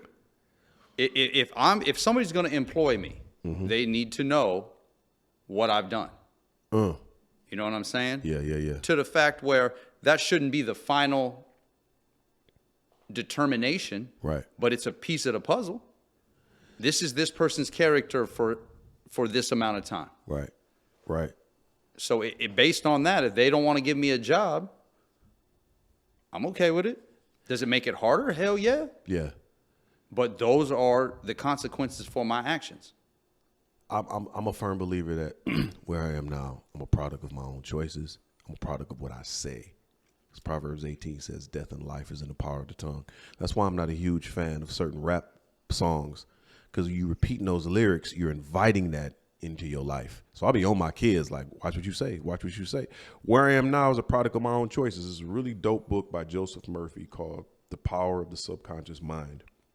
And he talks about how what you're constantly thinking about, so basically, soon as you wake up in the morning, you're inviting it into your life. It may not be now, but it's later. So you got to be you got to be really selective about what you think about, especially first thing in the morning. That's why when it's first thing I try to do when I get up is get on my knees and I pray. And then I say this mantra to myself. I say, all right, God, I'm putting on humility today. I'm not going out to accomplish and produce. I'm going out to acquire knowledge and be pruned. And I say a prayer and I leave. And all throughout the day, what I'm looking for is God to speak through people, circumstances, and situations. Right. But I'm imagining great things happening to me. And I didn't get this way till about 2 years ago. All right. So now I'm attracting things later because I was in a situation where it was so much, especially like during the pandemic, 2020, that was probably one of the roughest times of my life. You know what I'm saying? Because Hollywood shut down, comedy clubs shut down. I was working part-time at a dealership that shut down, and I don't know how I'm making no money. And I'm at the house with these kids going through divorce, split custody. So the week that they here, now, not only am I going through shit, I don't know how I'm gonna make money, but I'm here and I'm forced to help them with virtual learning from 8 a.m. to 3 p.m. every day. That shit, I'm telling you, dog, that was the first time ever I started drinking tequila before noon.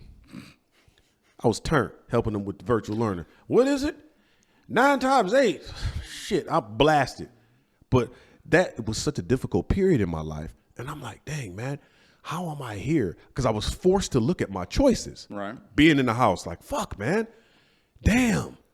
Now I'm kind of dependent on residual checks from the TV shows. And it was kind of helping. But literally, I'm watching the account dwindle. And I'm just in a tough situation. I'm like, man, I am living in a product of my choices right now. So now I got to make a change. At this particular moment, I feel like I hit rock bottom. The pandemic for me was one of the greatest things that ever happened to me. Because I heard Dave Chappelle say this, like, man, that time during the pandemic, all of us were forced to look at our own choices. But a real man, to me, a leader, is not going to finger point at everybody. He going to take the time to say, man, look, all right. Damn, I remember making this choice. I remember blowing through cones to do this. I remember making this choice. And now I done blew past so many of the cones, my nigga, like, damn, now I got to look at me. What do I do? What do I need to do to make a change? So when Hollywood shut down and they said, well, now the only way we're going to let you back, Charlie, is if you take the shot. Okay, fuck you then. I'm going to go get a CDL license and get this money. Right. That's what a man does. It figures it out. Figure it out. And then not only that, I was depending on Hollywood. I'm like, well, what does it look like for me to start making these videos on YouTube? You know what I'm saying? What does it look like for me to start? And all the auctions shut down too. And then when the auctions opened back up, because I got my dealer's license, I was flipping cars and shit. And then the auctions got weird during the pandemic. Oddly, they were selling cars and you couldn't get the title to the car for 6 months, 8 months. I'm like, I can't sell this fucking car. With no title. With no title?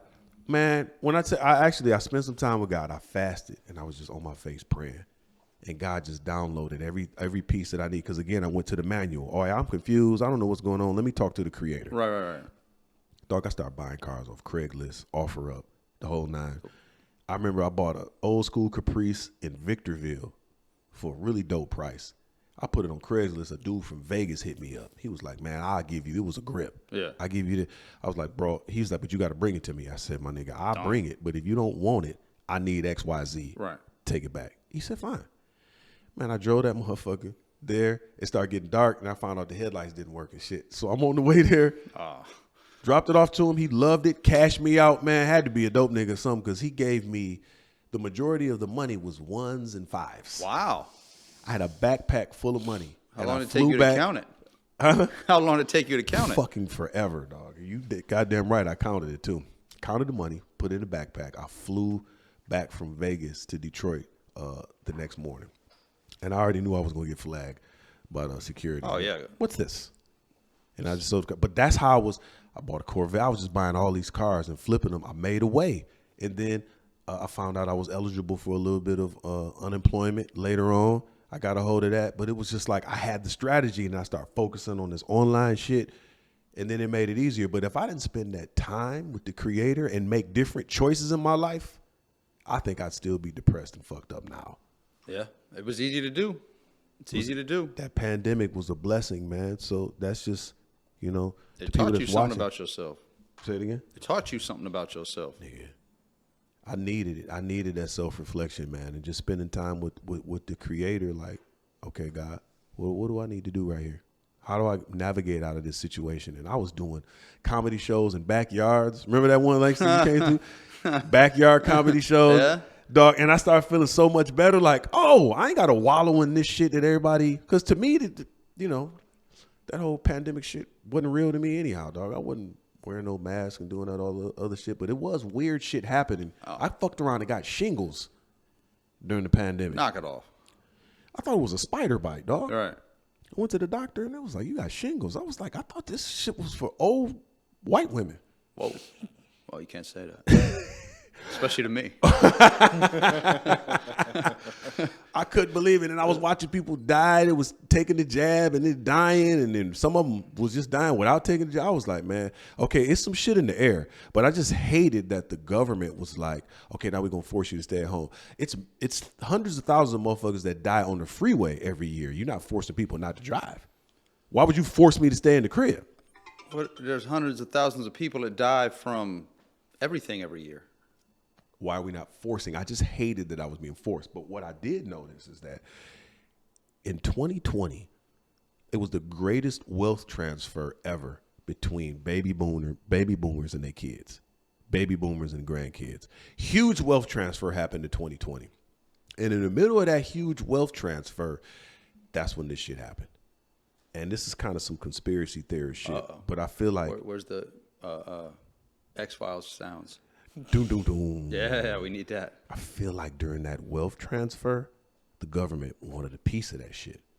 So when they shut everything down and forced everybody to take this shot, Big Farm made billions in the middle of this wealth transfer. They made a nice penny. And they're making a nice penny on the LGBT agenda too by this medication shit. I just feel like it was money behind it, dog. What do you think about the pandemic and it being about money more than anything else?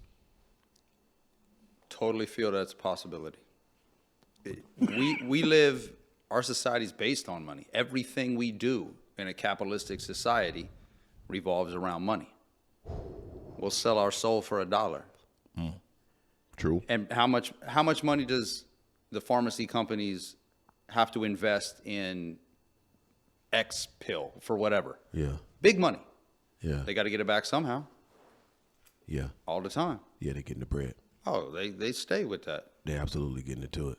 I got to take a power leak, and then we're going to come back and do the closing of the show. You know, I was gonna... Thanks for the update. Give it up for Charlie Newhart. Come on. We're back from the break. Hey. Do you feel better? Y'all, hell yeah. Y'all know what dirty macking is? Get that mic. Yes. Get that mic closer to you. That's What's dirty macking? I don't know. Never did it, but I've heard of it. I've never done it, but do you know what it is? Yeah. You know what dirty macking is? Sounds vaguely familiar. Dirt. You want to explain? When you're talking to a broad bad about her dude, dirty macking. dirty macking. Y'all niggas need to cut that shit out. Dirty macking is when you trying to get acquainted with a young lady. Oh. And Wow. in the process of getting acquainted with her, you dogging other niggas. Maybe they're your friends or maybe it's her dude. But in order to secure the performance session, you are talking bad about your own people. Right. Niggas that you with, like, man, that whole ass nigga, man, Langston, man, that nigga, man. You know that nigga got swords that they be pulling out on motherfuckers? You be backbiting a motherfucker and try to get the broad. Fuck Jihad, man. Nigga from Mississippi, but I don't like that nigga, man. You know what I'm saying? You need to fuck with a nigga like me. Y'all need to cut that dirty macking shit out. Cut that shit out. You ever had that happen to you? Ever had? You know what my favorite is that's why it's always good to get a woman's mind first, because if you do that, she will tell you who's been dirty macking and talking about you behind. I get the greatest stories from women that, and they know we know the same people, and they be like, man, you know such and such be talking mad shit about you, like, for real. That's not good. Oh, I love it. For real? And then the best thing is when she shows you, look at this nigga in my inbox. That's why you gotta watch what you say to these hoes in text messages, especially if they know me, because they showing me, hey, look at this. Look what this nigga said. Look what I'm like, oh. And then when I get around you, I'm still like, I don't even address it. I just be. Watch how it plays out. Mm-hmm. Sit back, watch the fireworks. You ever had dirty macking happen to you, Langston? I mean, I'm sure, but I don't know. I mean, nobody really said shit about me because I think everybody thinks I'm kind of crazy and. Kinda. Yeah, nigga off. I could look in his eyes and tell. Dirty. They value their whole life not just being destroyed remotely. So. Dirty macking. And, you know, actually I found out at this at several comedy shows that there's a form of dirty macking that happens in comedy. Mm-hmm. So, yeah, I ain't gonna say this happens all the time, but there are times when I go up and I slay the room. Don't happen all the time. But sometimes the stars, everything just line up, and it's just a great show. And the comedian that follows me, dirty macking. Because I can't defend myself when I'm off the stage. I don't have a microphone. Right. So the next comic could get up, and instead of they start dogging my set. Okay. To get the crowd to buy into them, and then they tell their jokes. Man, that motherfucker talk about da-da-da-da. And it's like I love being roasted. Because I'm a roaster. So you roast how I look. Like, man, nigga look like Dale Strawberry. Or all right. Man, they got a big ass head. Or you talking about all this shit. Or you talking about my appearance and all that other shit. Or how I talk. Like, to me, all that's funny. I don't mind being roasted. Because I roast. I'm numb. You roast me, and that's cool. But if you get up and you start roasting my art, what I talked about on stage, what I did, my jokes, and you start picking apart everything that I say, to me, that's dirty macking. You dirty man. Yeah. I don't do that. When I hit the stage, if a comedian goes up in front of me and he or she kills, I get up and just get him, man, that was a great set. Or I like tagline one of their jokes and say something, but I say positive shit. But I invite you into my world and then I go into my jokes. But the dirty macking and entertainment, I remember I did a show. I got so many stories like this, dog, where a motherfucker just get up and just rip apart my whole set. But what I make sure I do is I stay around after the show. and I say something to him about it. It happened recently. This motherfucker got up on stage and just talked about my whole shit. Because I killed the crowd. Right. They talked about my shit. So I was like, oh, I'm going to stay around. I'm going to stay around. I'm going to say some shit. Because I don't have, it's not in me to just walk around mad. I got to say something. So I was like, damn. So you got up and roasted my whole set, huh? Oh, yeah, it was all in fun. Yeah. I was like, that's how you do? All right. And it make you think about it. And I didn't say shit else. I said, that's how you do every show. You go and shit on the comic that you following. That's what you do? Well, yeah, I mean, it was just all in fun. I'm like, oh, okay. And I just walk away like, damn, but I need to make you think about that shit. Like, I'm not one of these comedians, these goofy-ass comedians you can just say anything about. Like, what the fuck you doing? That's dirty macking, man. If you're a comic or entertainer, you need to quit that dirty macking shit, man. Well, that's probably because they just weak individuals. They insecure about what they got going on. I'll be wanting to fire on them. No, they do that. They do that at work. What they be on? Somebody come up to me, like I was telling somebody something on how to pass the test. Somebody pulls me to the side. You know, old boy was saying you said all that wrong. Just little weird shit. Dirty macking. Dirty macking. It's just, I don't know. I don't understand people no more. Cut that dirty macking shit out. I stay at home. You know you can get the pussy without talking about everybody if you just play the game right and get in her mind, dog. Yeah, but not everybody's qualified for that. Like you said, people are lazy. For real. That's the cheap way to get to the box. I wouldn't know. What's y'all? I wouldn't know. Give some standard game to some of these dudes out here, man, that's trying to get on, and maybe they dirty mackers and they don't know another way. What's another way? What's your way? How The you get most bestest way, make a broad feel comfortable. out? Ooh, talk about that. It depends on the girl. You got to find her lane and make her feel comfortable with you. When you feel, like you said, the mind, Yeah. if you can open up her mind, you can have the body.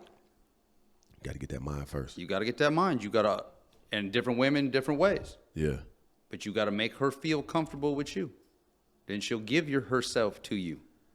True. But we're so in a rush now. We don't take the time.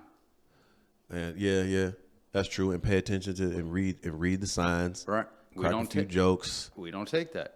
Either you 100% with me right now or nothing at all. What you think, Langston? I think he's right. It's from both sides. If you try and go slow, oh, this nigga's not interested. No, he's playing games. True. True. So right, it's like right. I see it on both sides. Right. Like, you know, so it's like both sides are like kind of like geared toward like everything has to be fast. They have to be super committal. All of a sudden, you don't. Wow. You know. Wow. Long story short, he's right. Yeah, cut that shit out. Cut that dirty macking shit out.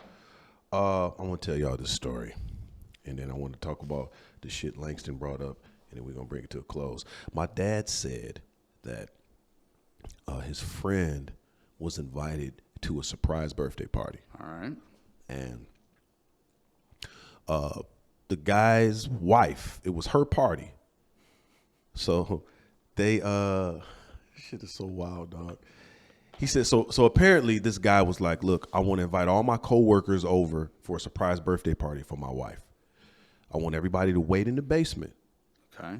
And when my wife arrives, she always comes in and goes down to the basement kind of first. That's just her routine. So they all waiting in the basement for the surprise party. The wife walks in, and as soon as she walks in, it's probably 30 people in the basement. They're all waiting to scream surprise. Right. But instead of her immediately going down to the basement this time, she walks in, she starts calling for the dog. Spike, come here, Spike. Come get the peanut butter, Spike. Spike, come get the peanut butter. And the dog's down there with them. And the owner's kind of holding on the dog. Dog's going crazy trying to get loose. Like, I got to get loose. He was just like, damn, what the fuck's going on? She usually comes downstairs. So, nigga let Spike go. And then they waiting down there. And it's like 5 minutes go by. Man, and this nigga, he goes up to look. He was with somebody, him and his friend. They go up to find her. Dog, she's on the couch. There's peanut butter on her box. And the dog is eating the peanut butter off her box. And all of these people over at the house, like everybody didn't see it, but the dude and his friend saw it, but everybody else heard about it. You know what I'm saying? Party's over, everybody leaves and shit. You know what I'm saying? Because she was embarrassed because it was peanut butter. What? She was embarrassed? She was embarrassed. That's not good. Here's my tagline on that. How do you talk to your coworkers at work after something like that happens? You don't. You quit. It's time to move. You quit. It's time to move. There's nothing you could fucking say to anyone. You got to get a whole new life because South Florida sounds good right now. you can't even. Man, I forgot South my lunch America, today.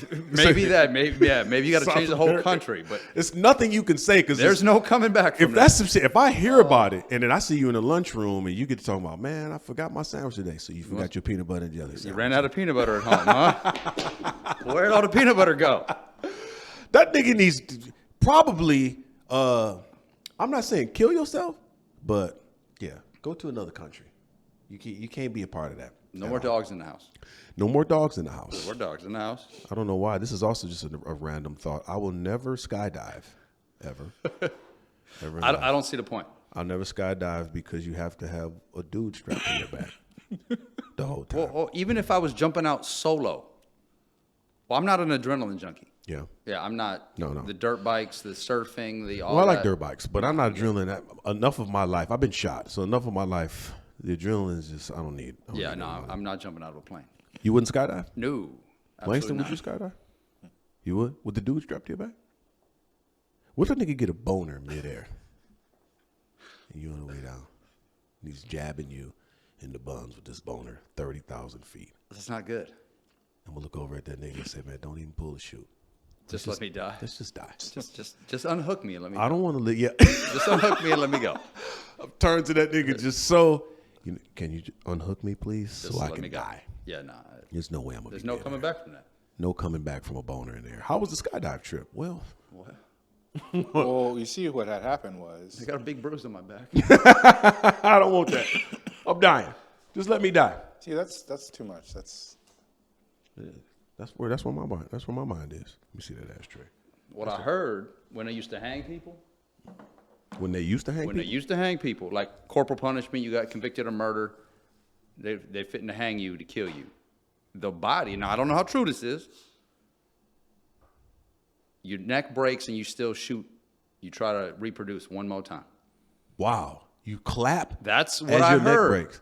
That's what I heard. That's fucking wild. Wasn't there. This is what I heard happens in Qatar, where the World Cup is, where it's this huge experience, this huge controversy. I heard this happens over in Qatar. Why are you smiling already? Because I don't know how true it is, but I heard that, you do some shit sideways over there. They line you up against the wall to kill you. They put a bag on your head, and you know what I'm saying?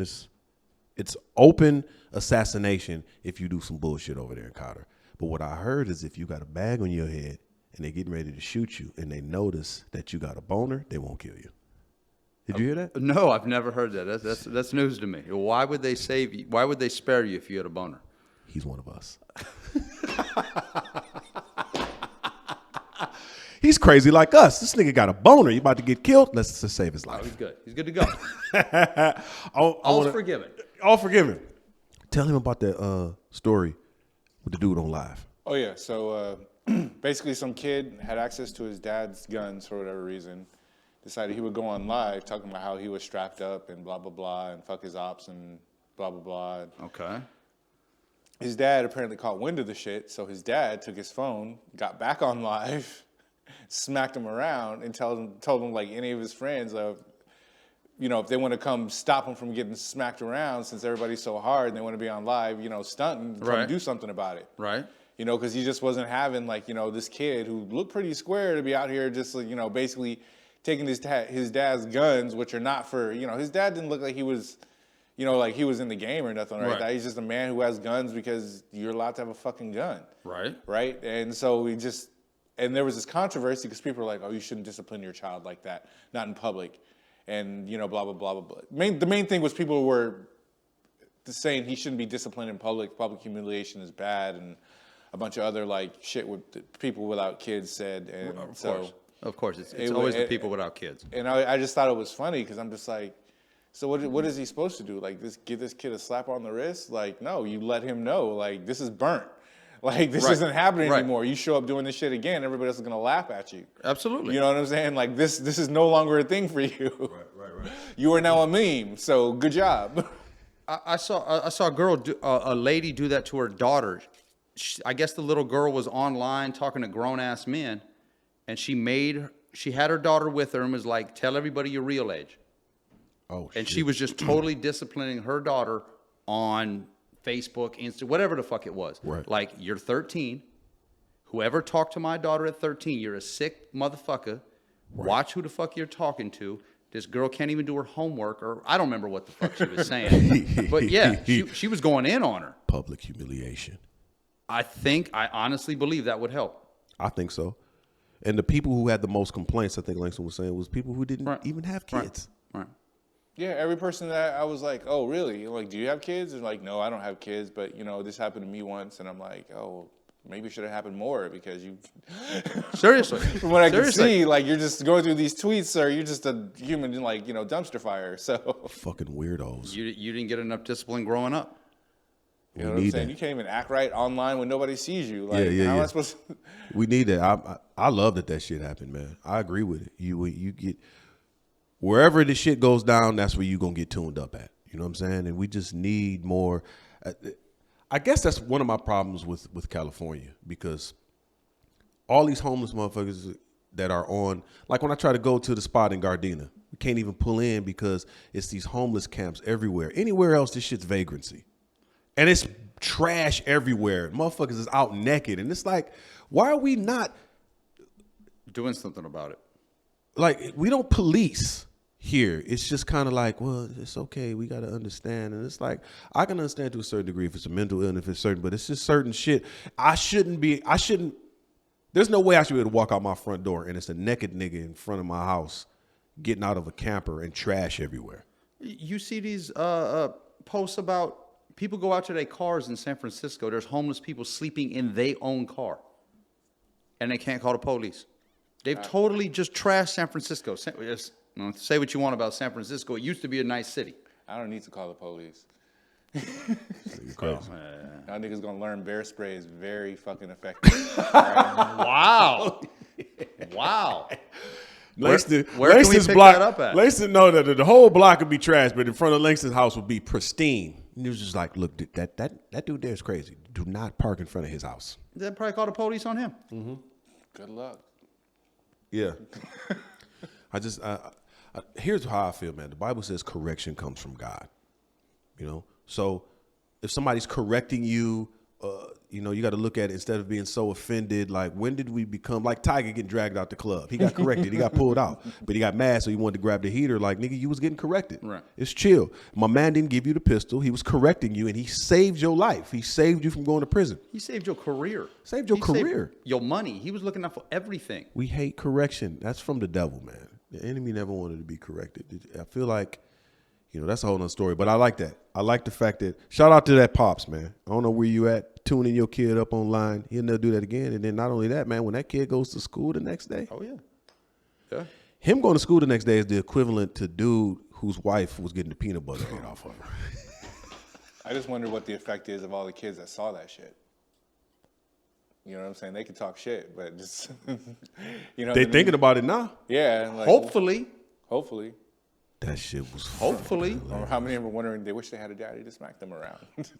Well, There's that's the problem. Dads aren't around. They not, man. We got to be present fathers. And I always hear the excuse, well, the mom, I don't get along with the mom. What does that got to do with your kids? Hey, look, man, I've been divorced for 3 years. I got an 11 and a 12-year-old. We got split custody. I get them 1 week, then she get them the next. I get them, and I'm hands-on, and I'm there. They call me. I volunteer at their school. I was doing virtual learning. Mind you, I was a little. That's a little rough. I was a little for a minute, but I'm so involved in their life. Like, the relationship between me and their mom is not going to affect me fathering you and finding teachable moments. We go sit down at the dinner table. We eat. We talk. We have these moments. We go on bike rides. I'm involved in their life because I want them. I need these teachable moments. I want to be able to teach them. I don't want the police or nobody else to have to check and teach them. Or the internet. Or the TV. internet. You don't want, oh, man. Fuck no, and I'm telling them, we watch movies, I pause it. If it's some bullshit going on in the movie, I pause it. See that? That's bullshit. Right. I'm trying to train them now to that's not right. Right. We don't do that. Right. You know what I'm saying? Or we in public or we see certain things. I'm like, see that? Don't do that. Don't be that guy. Look at that guy. He's walking in the street on his phone, not looking. Don't be that guy. You know what I'm saying? I try to find the teachable moments with my kids. So shout out to you, because 90% of dads. You're nice, because I'd be like, if you die like that, I'm disowning you. Still a teachable moment. Still That's a teachable all right. moment. That's all right. And if fathers would stand up, of course, society's pussifying these men, trying to emasculate it. But if you can X all of that shit out and be a hands-on dad with your kids, or hands-on man in your family with your little cousins or anybody you mentor, it will change the game. Because when you got strong men, you got a strong society. 100%. You got weak-ass, pussy-ass men, Weak society. you got a weak society.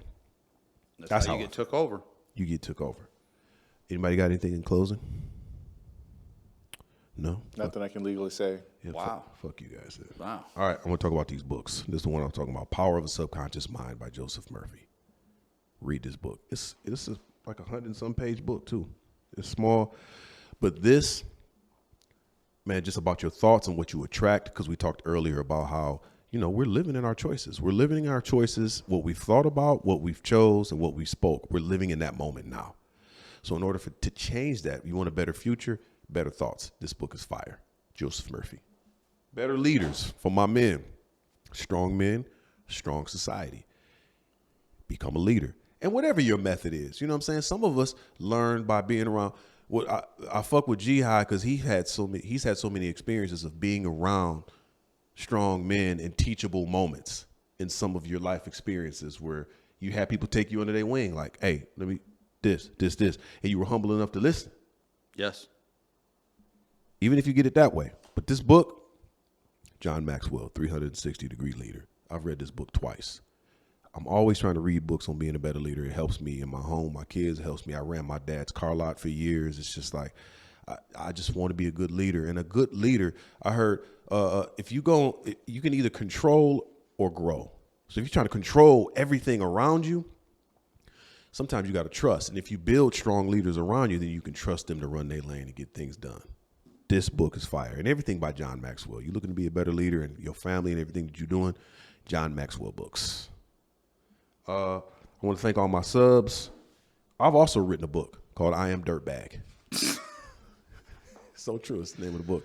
It's the name of the book. That's the name of the comedy special. You can get it on my website, iamcharlienewhart.com. Fire book. Go to my website and get it. I wrote another book like 6 years ago called I Love Myself, and I did it with a publishing company that kind of hold me. And they got my book everywhere. They hold out my book. It's on Amazon. It's everywhere. And I ain't getting no money off of that shit. So don't fuck with that book. That was 6 years ago. Go to my website, iamcharlienewhart.com. Get I Am Dirtbag. You get the comedy special. You get the audio book. And you get Roasted in Public. Like $22. Winner, chicken dinner. Winner, yeah. Go check that out. Source Academy. SourceTruckingAcademy.com. CDL license. You can get done as little as 2 weeks and be out there making that bread. Worth its weight in gold. Talk about it. That How long you had your license CDL? is worth its weight in gold. How long you had your CDL? See, I've had it 3 times. You had it 3 times. Go on vacation, expires, come back, got to get it. Go on Yeah. vacation, it expires, come back and go get it. It's one of the best. I got mine. It's one of the best investments I've ever had, 100%. man. You go get money anywhere. 100%. You can live anywhere you want to live. You always got a job waiting for you. Quit waiting for a fucking handout, man. Go out there and get that money. CDL. Ask Charlie Newhart if you got any questions, comments, you just want to roast.